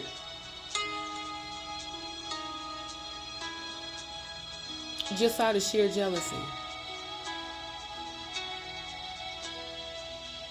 Every one of y'all involved in this shit,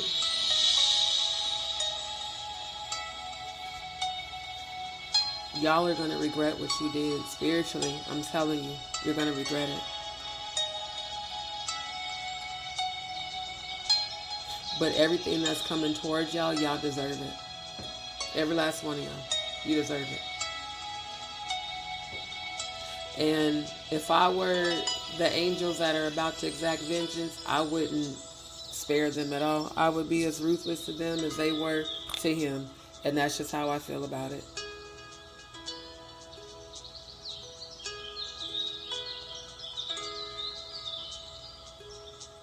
Jacqueline Brown, thank you so much for tuning in. Yeah, I watched that episode of Jonathan. Yeah, it was very sad.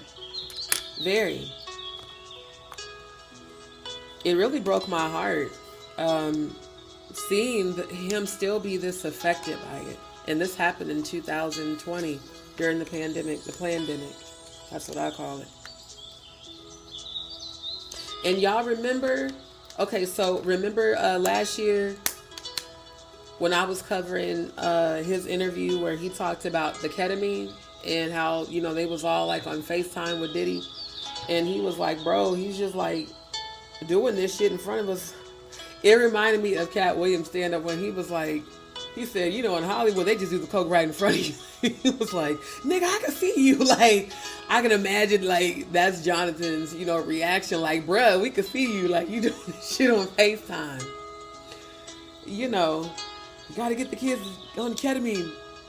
Diddy, why did you tell Jonathan, allegedly, I got to say allegedly for you too, why did you tell Jonathan that he needed to make music that attracted ketamine? That just sounds like some shit a rapist would do. Why are you trying to get kids attracted to ketamine? The rave parties, get all the young people. I thought this shit had charged. Y'all, hold on. because I'm finna play this video and I need to be able to listen to it on this other device. I'm serious though, that shit is weird, bro. Just like when you were soliciting them children at the white parties and want to come back when they're adults. I don't know what happened to you as a child, but you need to fix that shit. Because that shit ain't normal, bro. Not at all. Right. Jonathan Hayes was a super producer that worked with Rihanna and Biggie and also worked with Jay-Z too and Diddy. Exactly. Why get kids into drugs?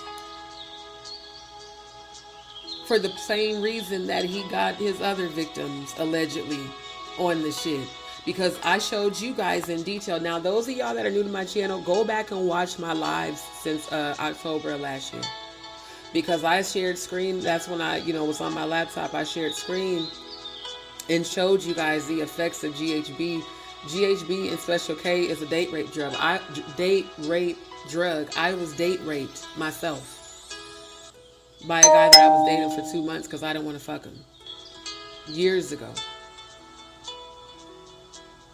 Almost 20 years ago. It was actually 17 years ago.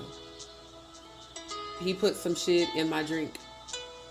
And I kept blacking out and coming to and blacking out and coming to and falling and shit. That's the worst shit ever. You got people out here like, there's a reason Diddy always fucked with all that shit.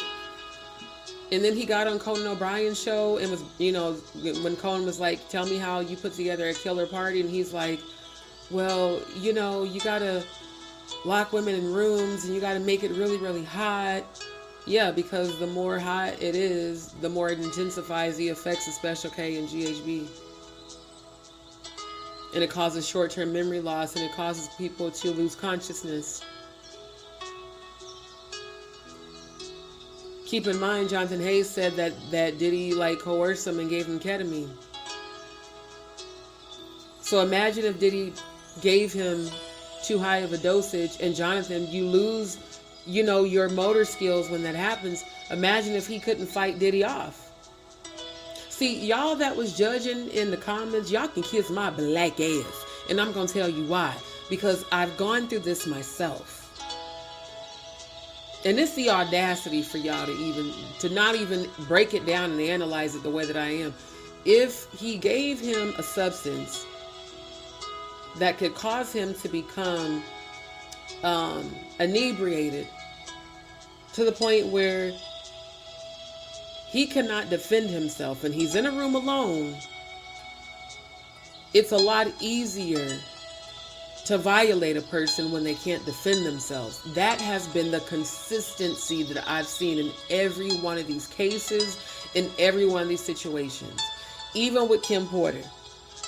I showed y'all how an overdose of GHB injected intravenously can cause a pulmonary reaction that simulates pneumonia.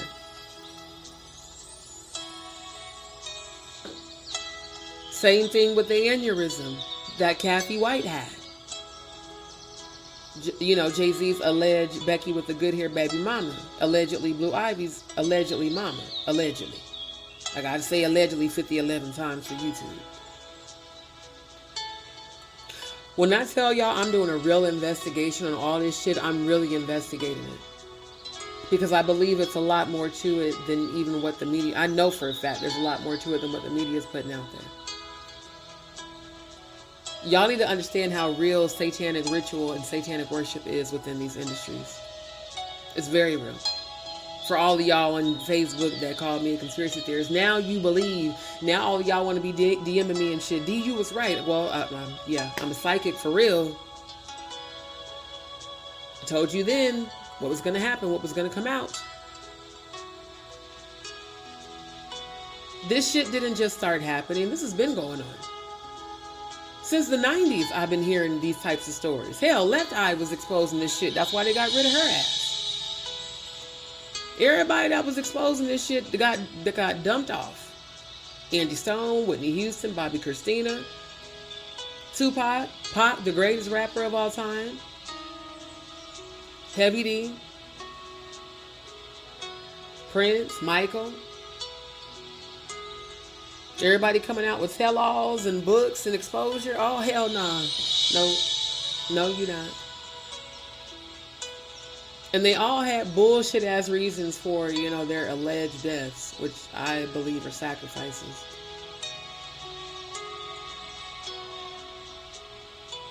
Diddy, you was scared this morning when they came at you with that shade. Wait until one of them motherfuckers hides a syringe up his ass and gives you a dose of your own shit. What I saw, Diddy, the way your end is going to come, you're not going to be able to defend yourself.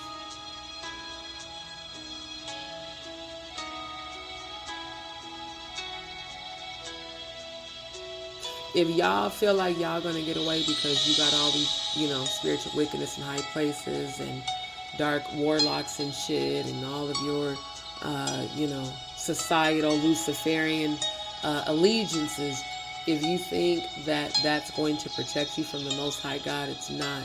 The wrath of God is removing its energy, and sometimes it's also allowing the angel of death to unleash its will upon you, and sometimes even your lineage.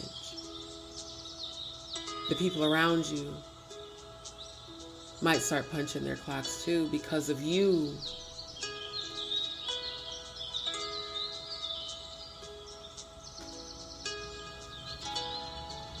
Jonathan Hay.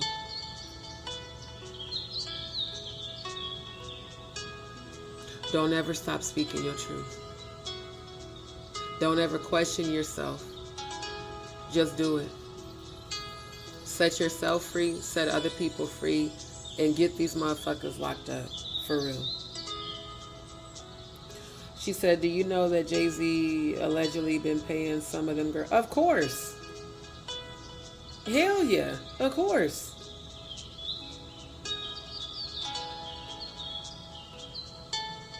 It's crazy. I mean, a lot of, I'll say allegedly, but a lot of that, yeah. The one lady that dismissed her case with prejudice, she's trying to appeal it now. They said that allegedly a lot of them were either paid off or threatened or both. Allegedly.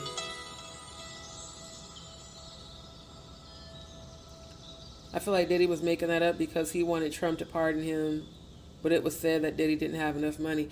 Yeah, because of course it was TMZ, which TMZ is not a credible news outlet, but it was TMZ that said that they were standing by their story that Trump was considering. I think it was called, what was it called? Oh, I'm tired. I should have looked it up again. But basically that, you know, Trump was considering giving him that pardon or, you know, a lesser sentencing. This also shows you the delusions of grandeur with Diddy. The fact that Diddy paid his attorneys to file 5 times for bail after each denial show that he does not know how to take no as an answer. Sir, I believe every single victim who has ever made an accusation about you. Because you don't think like a normal human being. You think like a sadist that I'm going to have my way no matter what. Even when it's not logical. You wasted all that money having your attorneys constantly, you know, ask the judge for bail just for it to keep being denied. And your ass is in jail where the fuck you need to be. And quite honestly, quiet as it's kept, I feel like y'all ass need to be in somebody's mental institute getting some goddamn therapy instead of sitting in jail calling yourself having business meetings. Sir, you're in fucking jail. You can't tell me shit about how to run a goddamn business. The fuck? You in jail having business meetings in jail? And you know what? I bet you some dumbass niggas are sitting there listening to your stupid ass because they just as stupid as you is. You bragging about that shit. Oh, I should get out early and good behavior because I'm teaching business classes in jail. The only thing you can teach me is how to end up in jail. Stupid as fuck. Stupid as fuck. Literally the dumbest villain I've ever heard of. Now, with that being said, I'm going to go ahead and start this video. I'm going to let it play, and then I will give my reaction at the end of it. And then we're definitely going to do more than likely a part 2 and 3. Shout out to Jonathan A. And again, y'all, it's just a raw screen recording. I have not edited this at all.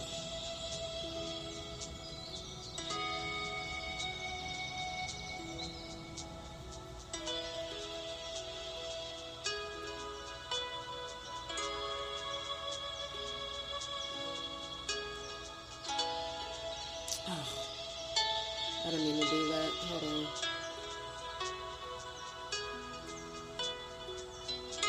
Why is it not playing?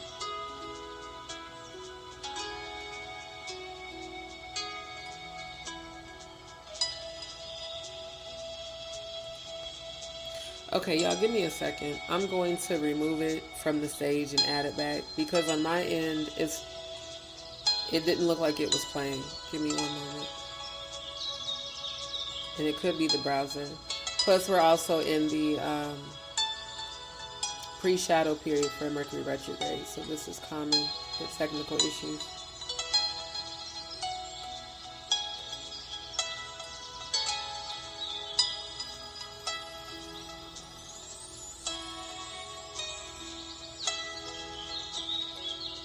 Okay, it should be playing now.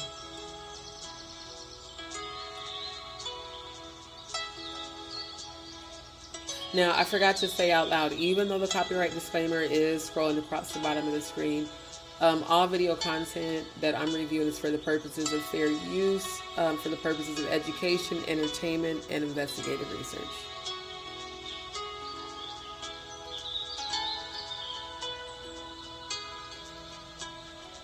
Real Life Street Stars, man. We're back with Jonathan Hay, man. And we're about to address a very serious topic today. First of all, Jonathan, how are you doing today? I'm doing good, man. Thank you. Right. Man. I know that you've watched the Diddy trial and his sentencing, him getting sentenced. What are your thoughts on that, first of all?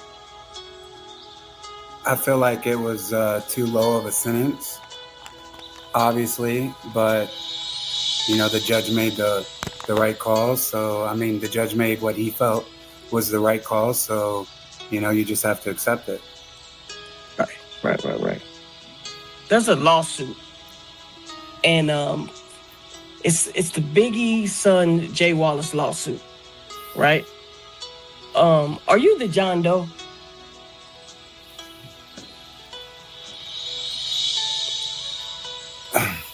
I am.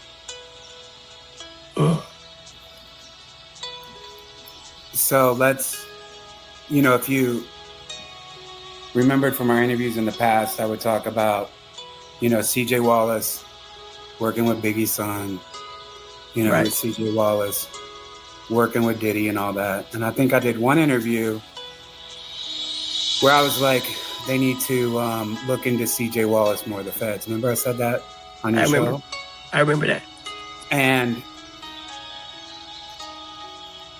I was kind of like alluding to that, but I didn't obviously, you know, go into detail about that. And I would see like, you know, some of the comments on all the different platforms that I did, they'd always be like, seems like he's hiding something. It seems like, you know, there's more to the story. And that's, you know, that's what it was. So, you know, I got a law firm, the Dordick law firm. They've handled some of the biggest cases, you know, in history. They have some of the biggest winnings in history. And we filed the civil lawsuit against Sean Combs, against CJ Wallace, against Willie Mack, and Combs Corporations. All of them are listed on the defendants, you know, that's out in public that can see all the defendants listed, right? So that's, you know, and I talked about all those people like on your show before, Right. And that's just, you know, we're in the process of it. They had me a John Doe to protect me, the lawyer did, but people have put it together, throughout, because in the lawsuit it talks about me working with Willie Mack and CJ Wallace and Diddy, and so people aren't dumb. So a lot of people have asked me about it. I've denied it. I haven't spoke about it, but I feel like now's the time to do that and to talk about the lawsuit, because TMZ put it up, all these different outlets put it up, but they just kind of did it for headlines and clickbaits, and people haven't heard from me to explain and talk about what happened that's contained in the lawsuit. Right. Jonathan. Yes. I'm gonna ask you to do something that's kind of a little hard. I know it's gonna be hard for you, but the people want to know exactly kind of what kind of happened. You sent me paperwork, right? And I read through the paperwork, and I was devastated when I was reading a lot of this stuff. And I wanted to know if you could kind of walk us through what happened. Are you able to do that? Yes, sir. So we did this Eric B. and Rakim project. This Eric B. and Rakim, Follow the Leader, Reimagined as Jazz. And that hit. And it was number 1 on the Billboard charts for 11 weeks. And so we were looking for another artist to do that similar type of thing. The girl I was dating at the time, her name was Sarah Rushforth. She's from London. We were in Brooklyn. And she said that we should do Biggie. My first response was like, I don't really want to do Biggie. That's predictable. Everybody does Biggie and Tupac. I'd rather do something like along the lines of what we did with like Eric B. and Rakim.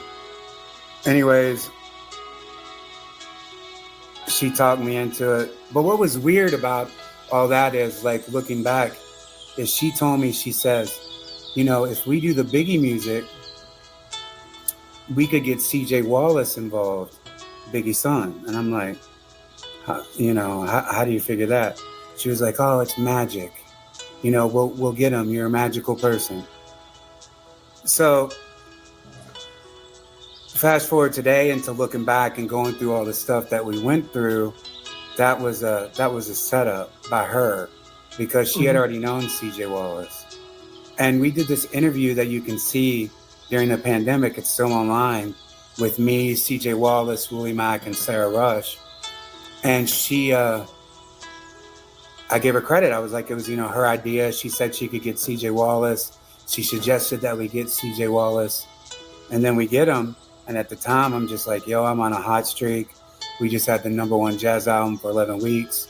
Now we got Biggie's son, to support this project, but she already knew him. And she was already a dancer. Like, I met her at a strip club called Platinum Dolls. It's like right when you leave Quad Studios. That's where we recorded a lot of Follow the Leader. You walk directly next door. It's 2 steps over, and you're in the strip club. So that's where I met her. And, I'm sure she finessed me, whatever, and I was a sucker. But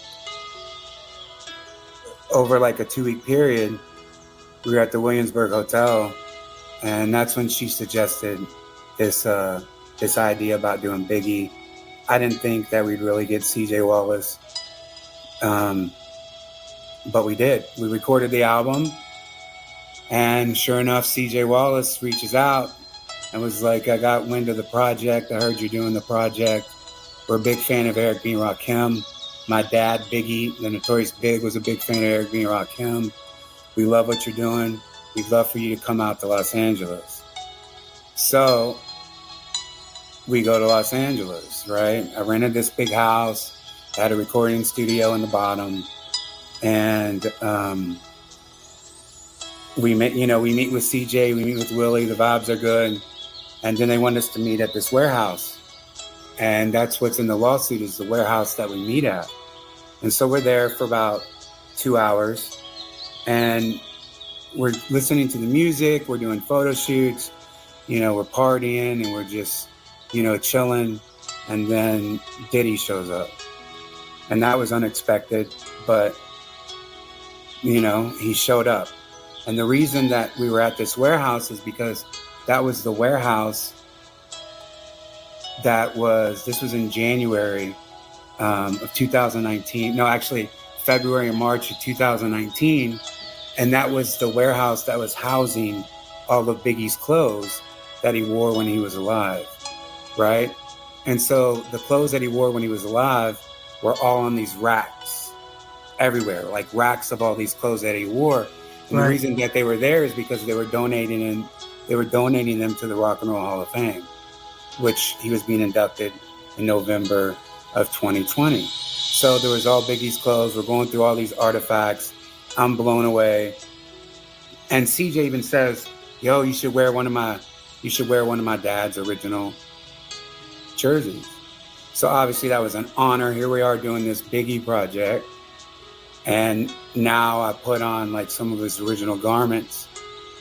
And we did some photo shoots and everything else. Well, so when Puffy comes in, he's like going through the clothes and he was like, nah, you should do this one, almost like a stylist. Because as you know, Diddy's number one artist of all time is Biggie. The Notorious Big, that's his number one artist. So at that point, he was still very controlling of the Notorious Big, his music, his brand, everything else. And so he was like, nah, you should wear this one. You should try on that one. Right? He closes the door. The door's closed. And, you know, I've got like my t-shirt on. And I'm just like putting on, you know, different Biggie's clothes. He's got some like in this couch next to him that are like piled up because he's also grabbing clothes that they're donating to the Rock and Roll Hall of Fame. Right? So he's got all these clothes on there. And I'm just looking through everything, not all the different clothes, just blown away by, you know, what I'm looking at. You know, an artist that has passed, you know, one of the most historical artists of all time. You know, the greatest bisexual rapper of all time is Biggie Smalls. And so I'm going through all those clothes and I hear Diddy on his phone and I didn't know if he was on FaceTime or whatever, but I could hear like, you know, it sounded like, right? And so I'm just like, you know, I'm not trying to like stare over at him and look over at him and all that type shit, right? So I'm just kind of minding my business, but also kind of in tune to what Diddy's doing. Everybody's out in the other, you know, rooms. The music is playing loud, you know, that we did. And it's just Diddy and I in this room with all of Biggie's clothes. Next thing you know, it's like I look over and it's like this dude is looking on his phone and he's like jerking off underneath one of the shirts. So I'm just kind of tripping like, nah, maybe he's scratching himself. Maybe he's, you know, it can't be what's going on. But sure enough, that's what he's doing because he's like, as he's getting into it, he's like, yo, bro, finish me off. And I'm just like, nah. So, you know, he finishes off into one of Biggie's garments that he wore, and you know, like a nut towel or something, and then he does his thing, and he walks over and he throws that on my arm, and I'm just like, holy shit. And he's like, rest in peace, Biggie, and walks out and laughs. And I'm stunned. I'm stunned because what the was that, right? And it was shocking because it's also Biggie's clothes, you know, like his shirt. And that's the part of the lawsuit that went viral at first, and everybody was like, you know, like making fun of it. Like, what do you mean, you know, Diddy masturbated in the Biggie shirt? So, you know, I put the shirt down. I like brush it off. I'm like, okay, we flew in, we're in LA, all these people are out there. And I go out there, I see my girl. And at that point, I'm just like stunned. You know, she's like, what's wrong? I don't tell anything. I'm like, I'm going to go outside and smoke a cigarette. I'm outside smoking a cigarette, just trying to keep my composure because I'm thinking about the project that we've done, the album that was finished. I didn't really know what to do, so I didn't do anything. Diddy left a bunch of ketamine, right? Like the most I've ever seen. Like I'm talking about bricks. I don't know what it'd be for CJ and Willie and for us to have a good time while we're, making music and house music and everything else. And then he's out. 2 days later, we're back at the house and we go to this rave, this famous DJ named Carl Cox, just me and Sarah. And, we drop ecstasy to rave, psychedelics. We come back to the house and I tell her, I'm like, yo, the weirdest thing happened. And I'm tripping. I get real emotional about it. And then she opens up to me and she says that she used to work with Diddy 10 years ago because at that time she was 32. When she was 22, she used to, do private events for Diddy in London, in Tulum, and Ibiza and Brooklyn and Miami and New York. And she was just like cocktail serving, but obviously, it was probably more knowing, about her past now. So I tell her, she's like, just don't say anything. I'm sorry. Let's just keep the project going. It's not a big deal. Keep it moving. So that's what we did, because, I had invested already in the project. I'd already done all this stuff. It's about Biggie, not, Diddy's whack shit, so I didn't say anything to anybody and, kept the project going, right? So the pandemic gets in full swing and we released the first single, Big Papa. And that goes on like Rolling Stone and Spin Magazine. Me and CJ Wallace, we doing his, dad stuff. And, Diddy was like really like, controlling over what the music was going to be, what the vibe was going to be. Cause that is, being totally objective, that is his artist. Right. So, right. The project gets weird. That happens. And where, the project is buzzing, I'm, put it to the side. And on the second attack, the real attack that happened is, what happened in, a year later, which is in the lawsuit, which is they picked me up. So first of all, I finally came clean to CJ and Willie. Well, I came clean to CJ. I was like, bro, this is weird, bro. This is what happened. Like, this guy nutted in your dad's shirt. He threw it on me. I just felt like I needed to tell you that because right before that, sorry, I'm all over the place, but when Biggie was inducted to the Rock and Roll Hall of Fame in November, it starts off with Puff Daddy, and he's talking about obviously inducting Biggie into the Hall of Fame, and then it closes with Biggie's son, CJ Wallace, Biggie's rock and roll thing. So I didn't want to say anything to CJ until after his dad was inducted to the Rock and Roll Hall of Fame. I knew I was going to, so I waited until after that moment. So that's why I waited until early of 2021. And I go back out to LA, and that's when I tell CJ. And I also tell him that Willie's acting hella weird because they wanted to make the project like super gay, right? They wanted to meet Frank White meets Frankie Knuckles, and they wanted to be all inclusive, trans, LGBT, all this stuff that they want to include. CJ and Willie, as I said in one of your interviews, they were like a thing. They were like, boyfriend and boyfriend.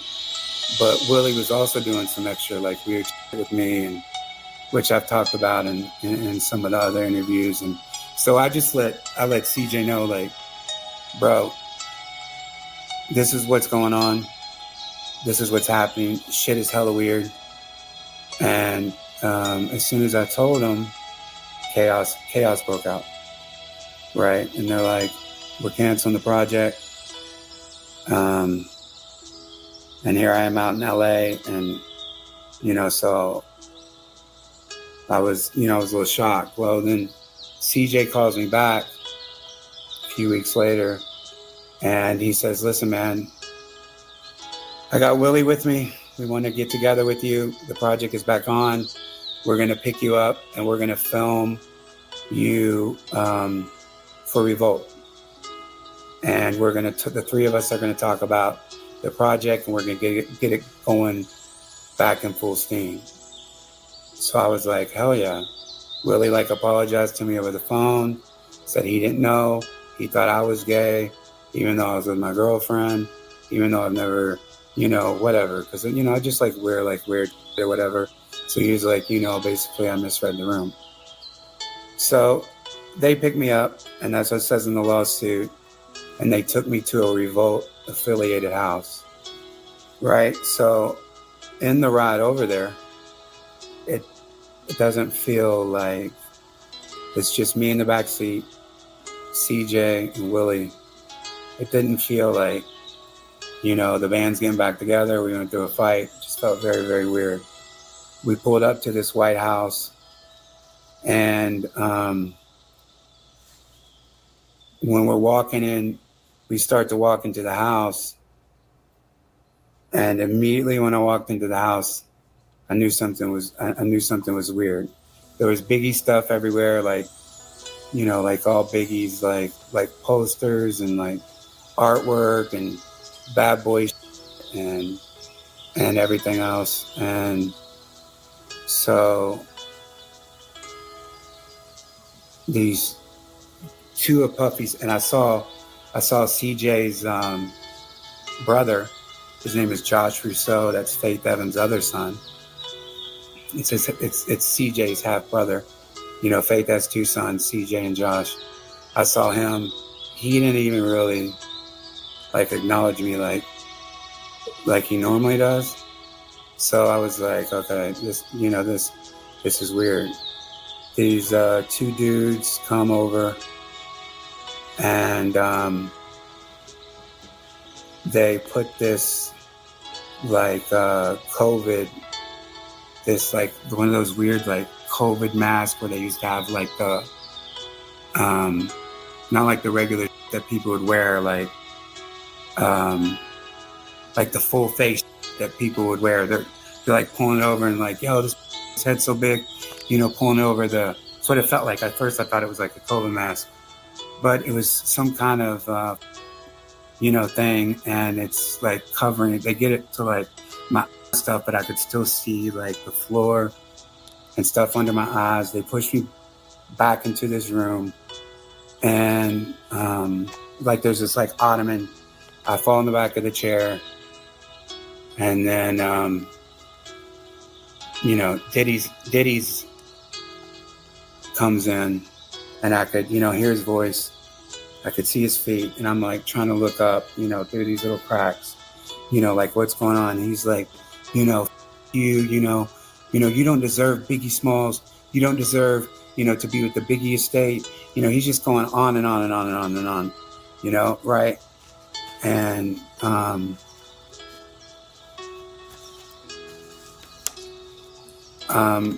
sitting there tripped out because I was in a home invasion, 2 years prior to that. Right. And next thing you know, Diddy is putting his dick in my mouth, and I'm he's grabbing my head, you and he's grabbing the back of my head and my face type shit. And I thought for sure that I was gonna die at that point because he was angry and yelling, and after all that like ended, CJ and Willie come in the room, and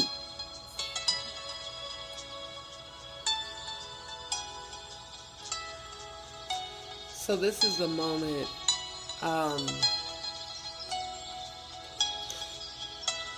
This is the moment I felt him starting to break emotionally.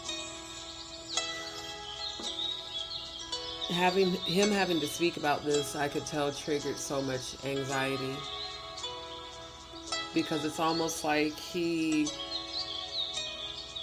has to pause and kind of go away a little bit and come back, if that makes sense. And I'm pretty sure to anybody who's been through what Jonathan's been through, that makes sense to you.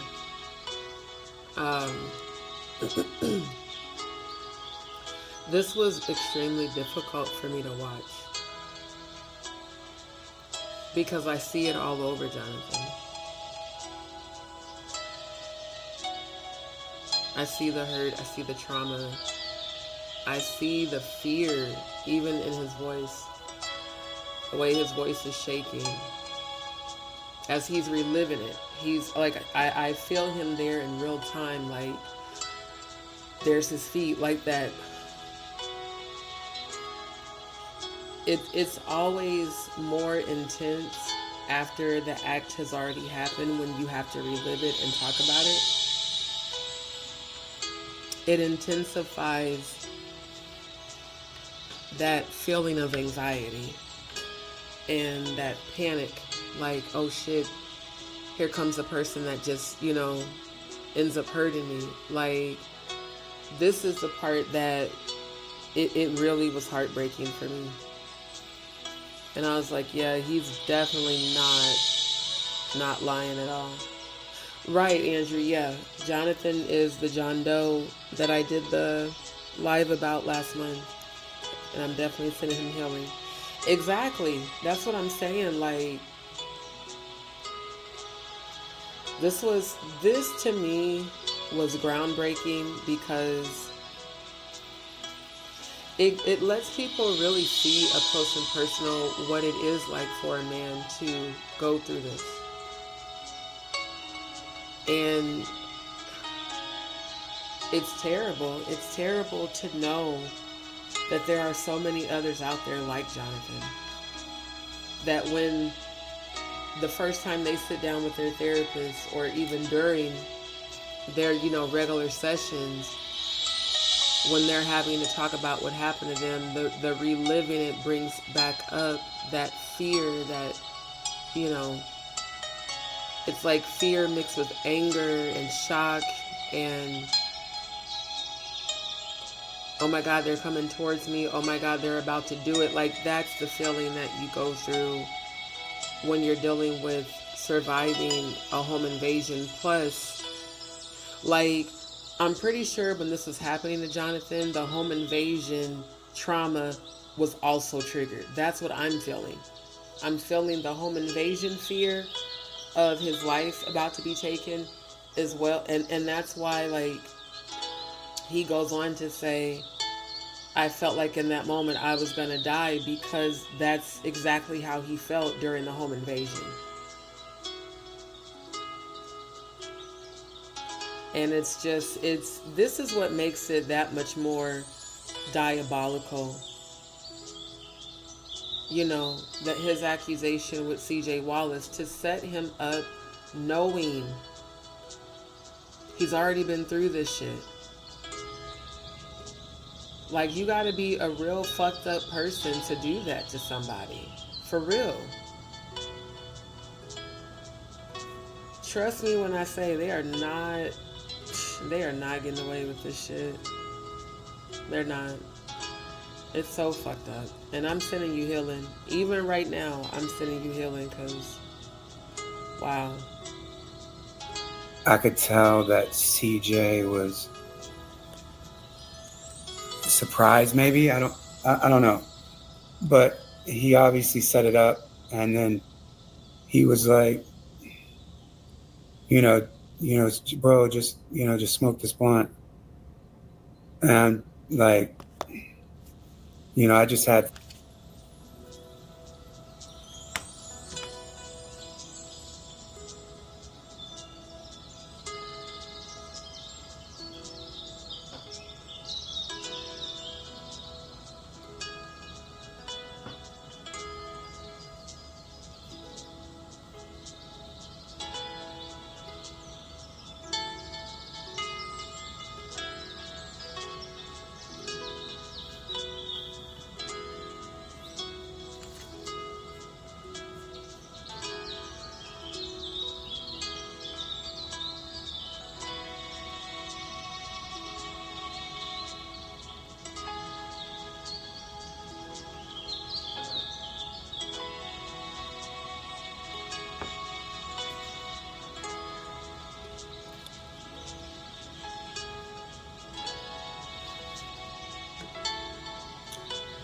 This,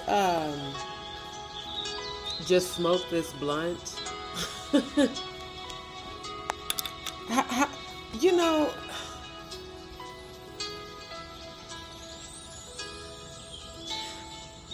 how do you set something like this up, are aware that it's going are on the property when it's going on, and then tell the person afterwards, well, just smoke this blunt? Like, what happened, was something that just was normal. Like, smoking a blunt is going to all of a sudden take away the trauma that just happened to him. To me, that was just stupid as hell, bro. Like, what the fuck? So I bet he had the Wallace family over the barrel to get some of Big's money. Diddy blackmailed him.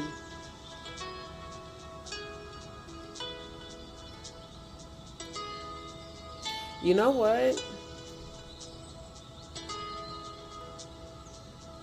Wow.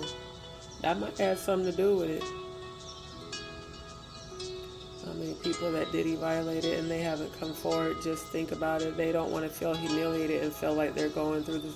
Exactly. Especially, again, when you're dealing with complex PTSD, having to relive this shit is extremely traumatizing. Extremely.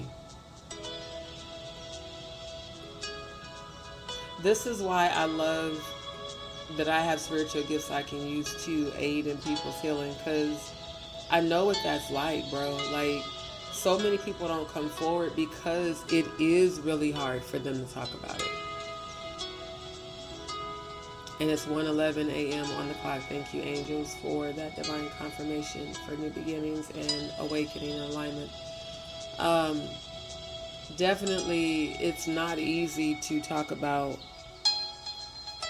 having survived sexual abuse, but the reliving it, having to tell it in court, having to testify about it in court, again, this is why I commend Jonathan for making his rounds on YouTube, because see, the difference between Jonathan and like Courtney Burgess, Uncle Ruku, don't trust them new niggas, looking ass, and Ariel Mitchell Kid made rounds on YouTube just for clout. Jonathan is making rounds, speaking his truth, ringing the alarm for real, to get justice. And I 1000% agree with him that CJ Wallace and his boyfriend, they need to be locked up just like Diddy is, as far as I'm concerned, especially after watching this entire interview.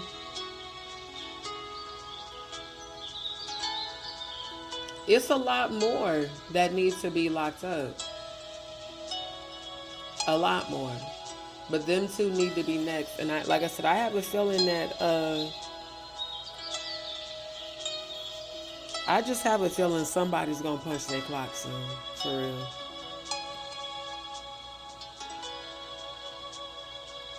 They need to be locked up. So I can't wait to see the criminal charges be brought forth against CJ Wallace and Diddy and all of that, because this shit don't make no damn sense.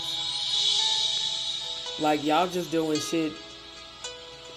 family, more and more, can you now see why I keep saying that these acts are literally just like what I've shown you guys on the satanic ritual calendar with the satanic sexual ritual abuse, where it says human sacrifice. Rape is a form of sacrifice, whether it's oral, anal, or vaginal, which all of those are on that fucking satanic ritual calendar.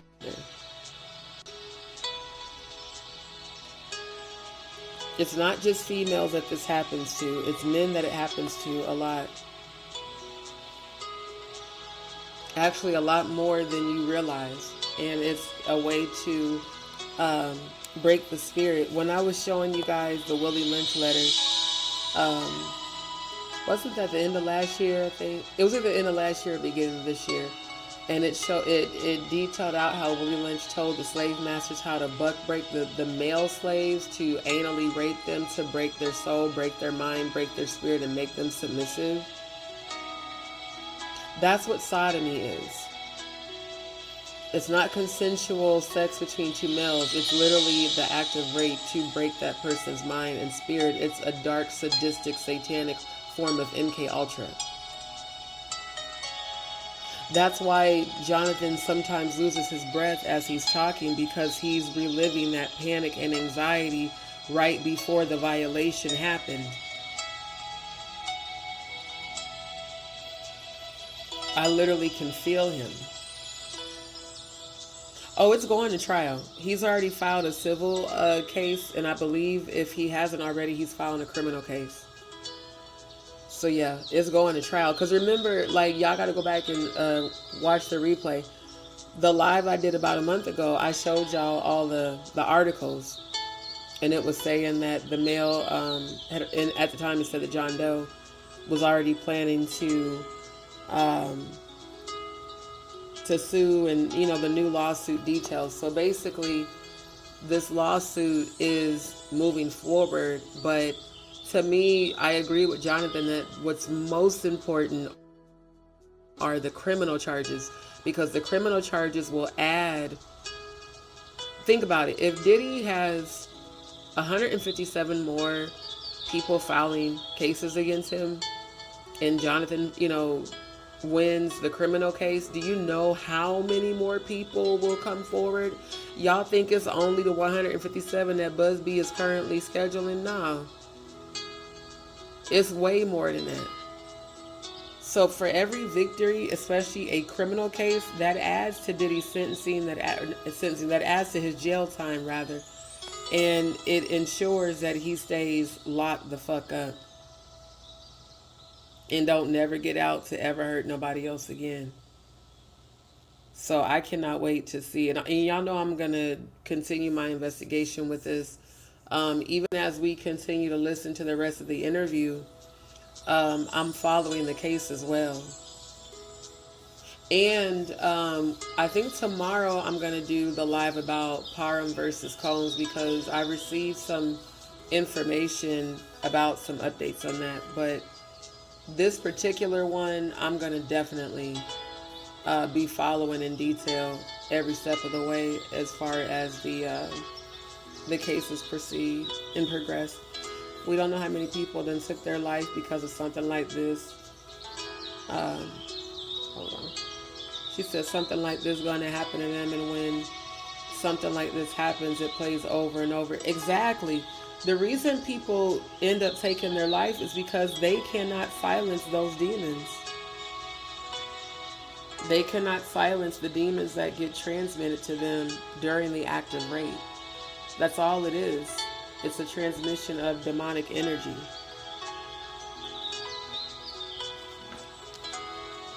Like I've said that for years, rape is a demon, because it is. The very act of rape is demonic, and it's literally a demon trying to, you know, take possession of a person's soul, to take possession of their mind, to have them in such a low state of mind. That's why it plays over and over and over. The playing over and over and over is the demon playing the trauma to keep you in a state of fear, to keep you in a state of anxiety, to keep you in a state of depression, to keep you in a state of oppression. I told you guys, you know, more than once, about my experience having cleared demonic energies out of people and places and things, and having successfully, battled demons in spiritual warfare. A lot of times, the people who do battle with dark energies and entities are people who are survivors of sexual abuse, because they literally received a sexually transmitted demon during the act. So that demon feeds on your trauma, it feeds on your fear, it feeds on that terror, that low frequency energy, and it becomes empowered through your pain. So these people know exactly what they're doing when they do what they do. And that's the reason that they definitely need to pay. Ms. Williams said, will it still go forward if Trump really gives... Trump's not giving Diddy a pardon. He's not, though. He's not. One voice, one victory leads the way. Exactly. Exactly. Exactly. That's why it's important for all that are survivors to speak your truth. Oh, that was the end of it. Okay. So yeah, because I only got to record about 25 minutes of it. So definitely, y'all make sure to come back tomorrow. Actually, now that I think about it, I'm going to have to hold off on the Parham versus Combs because I want to finish reviewing the rest of this interview. Like I said, this is only about 25 minutes in, but it is, and actually I want to leave that up on the screen for any other people that are watching right now. Definitely there's going to be part 2 and part 3 because it's an hour and 10 minutes. So I'm going to try to record more tomorrow. Because like I said, on the mobile version, I can't, because I'm already in a browser within the studio, I can't toggle tabs like I do on my laptop. So I just got to, screen record and upload the video to share with y'all. But y'all keep Jonathan in your prayers. Like, let's collectively intercede for Jonathan, because this is a really horrible experience to go through, and the pain of watching him relive it is just a lot. And then, like I said, feeling it, and it really breaks my heart to feel how much pain, emotional and just spiritual pain. So again, Jonathan, if you're still here, thank you for staying throughout the live. Thank you for reaching out to me on Instagram. And just know that I am here for you. If you ever, want to discuss things offline, privately, and you want to book a session, just let me know. I can assist you spiritually, pray with you, give you just tools and things that you can do to spiritually protect yourself, to heal yourself, and to aid in restoring your peace and restoring your mind, essentially, feeling. This is actually what I plan to do with Forever Freedom, which is going to be my nonprofit that I'm starting, and it's facilities that aid and assist in the healing and rehabilitation of survivors of sexual abuse and survivors of sex trafficking. So I am still speaking that into existence. I want to get that launched before the end of the year. I want to get the funding set up. I want to get everything set up so that I can have that. And our one and only Mod, our good brother Cody, is going to be the #1 psychiatrist. He's getting his degree right now. But we're going to have spiritualists that, and everybody gets screened.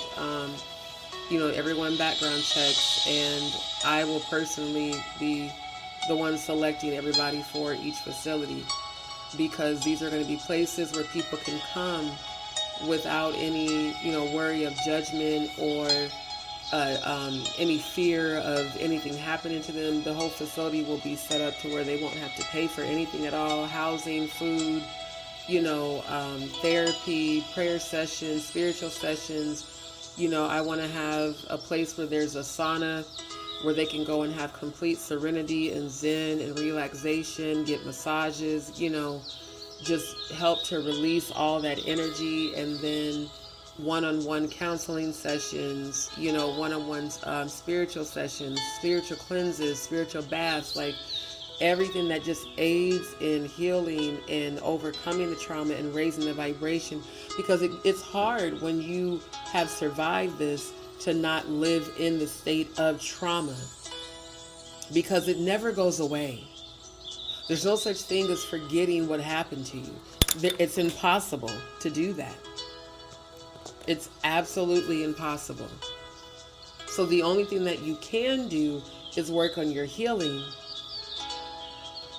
and join like a community. When I tell y'all I joined so many support groups after I was raped, especially, my life coach, and I had a life coach and a therapist that I was working with every day, and a grief counselor after it happened to me.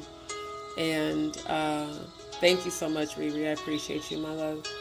And, it just is like, it angers me and it frustrates me that there's so many of us that this happened to that we will never get justice.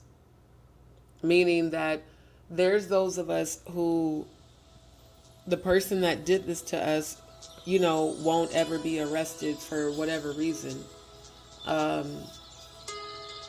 And you have to just deal with the after effects and the trauma that you don't understand why your mind keeps playing it over and over and over, because that is the way of the mind's, that's the mind's way of trying to cope with the shock. Rape is a shock to your entire system, whether it's vaginal, anal, or oral. The act of someone forcing themselves and having you in a position of helplessness, that's what I kept feeling. That is the word I was looking for. That's what I was feeling when Jonathan was reliving the moment. It was that feeling of panic and helplessness, like, oh my God, it's about to happen again.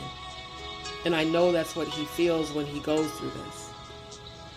So we need to definitely, keep him in our prayers daily. And not just him, y'all, all victims, all survivors. Every one of us in this chat are survivors of sexual abuse. Every one of us. We all know what it feels like. And that's why I thank God for all of y'all. Like, for real. And I thank God for this platform, because we can come together and we can talk about it, but we can also empower one another. We can also encourage one another. We can also get through it together. And that's what it really is supposed to be about, is supporting one another. So I want to thank everybody that tuned in tonight.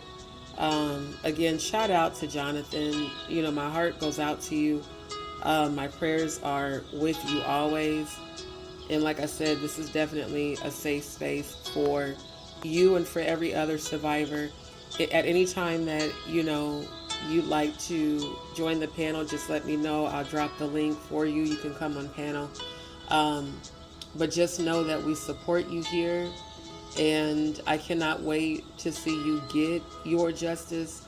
I cannot wait to see the criminal charges, be held against him, and for Diddy to be held accountable, and CJ Wallace and his boyfriend and that female. Everybody involved is going to be held accountable, and you will get your justice. So I speak healing to you, Jonathan.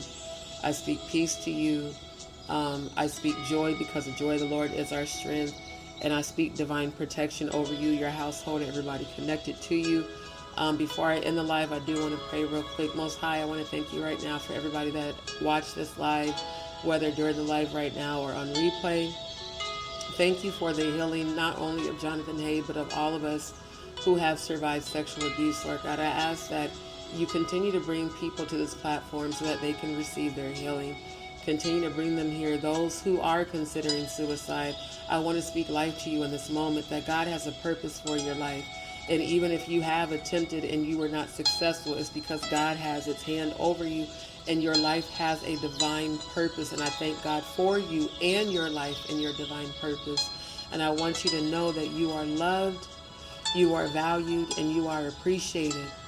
And there is a reason that you are still here.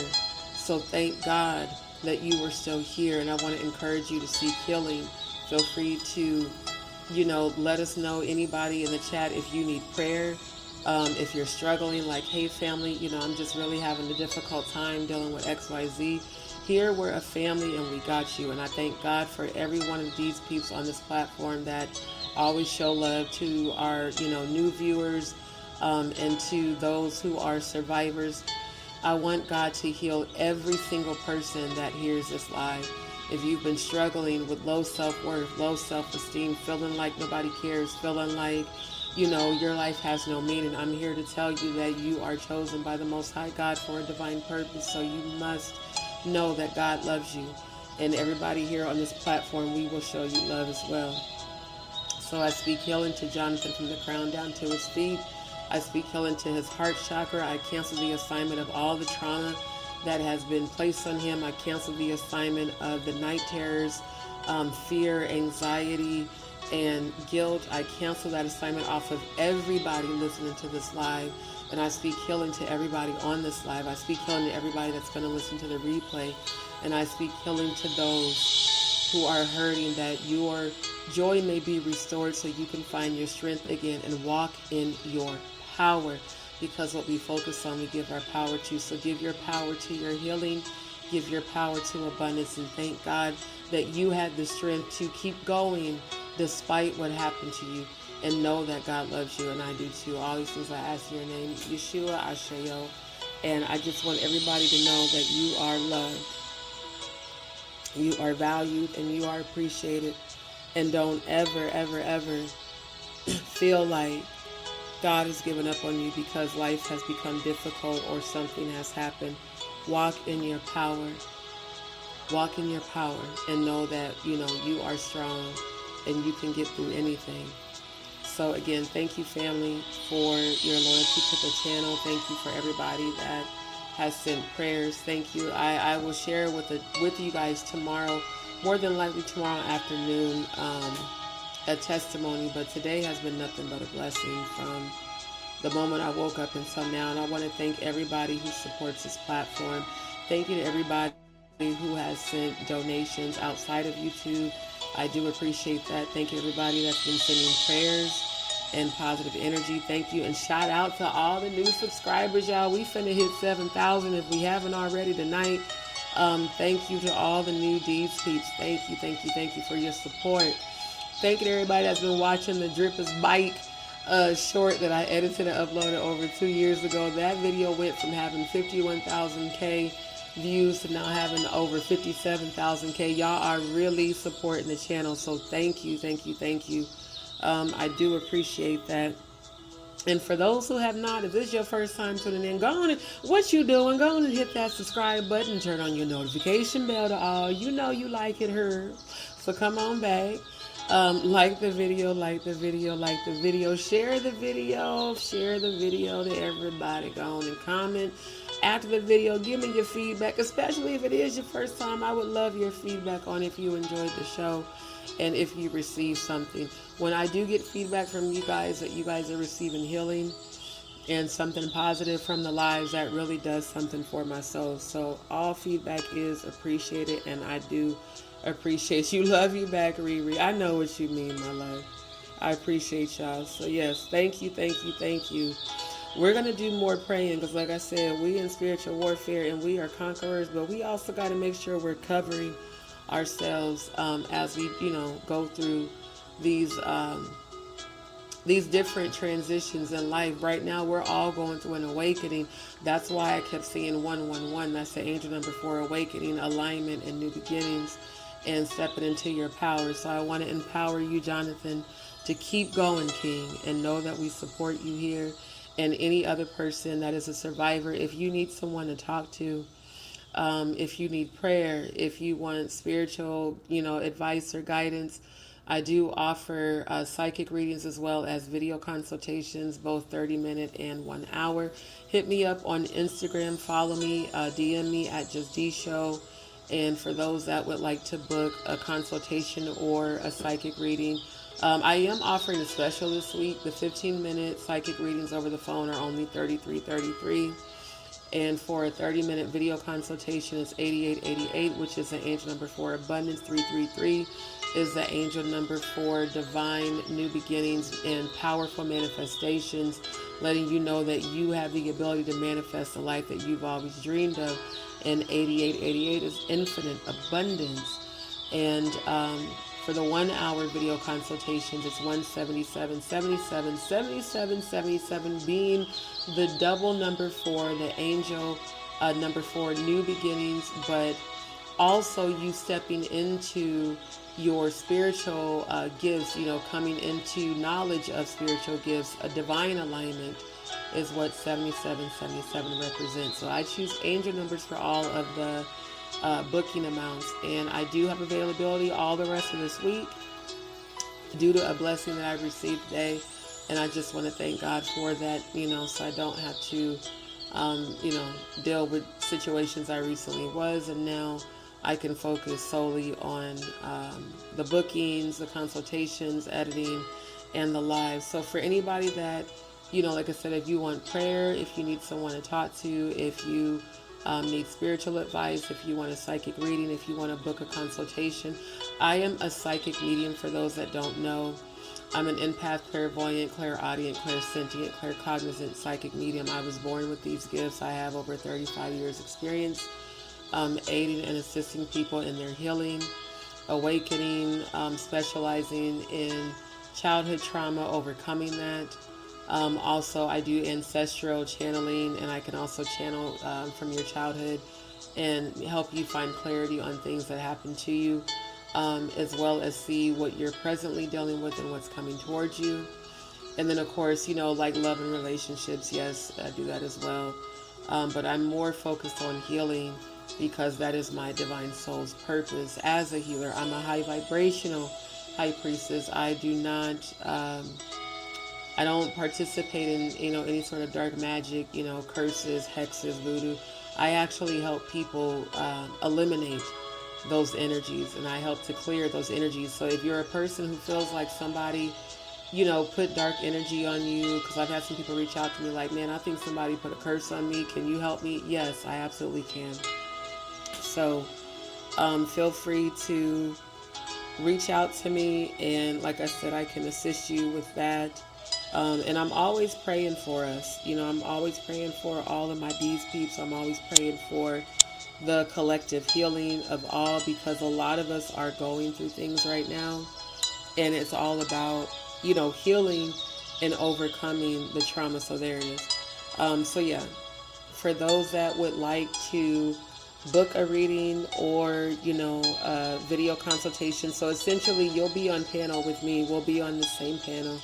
I'll send you a link. Once you send your payment, email me at alignmanifestations@gmail, or you can email me at justdeeshow@gmail.com.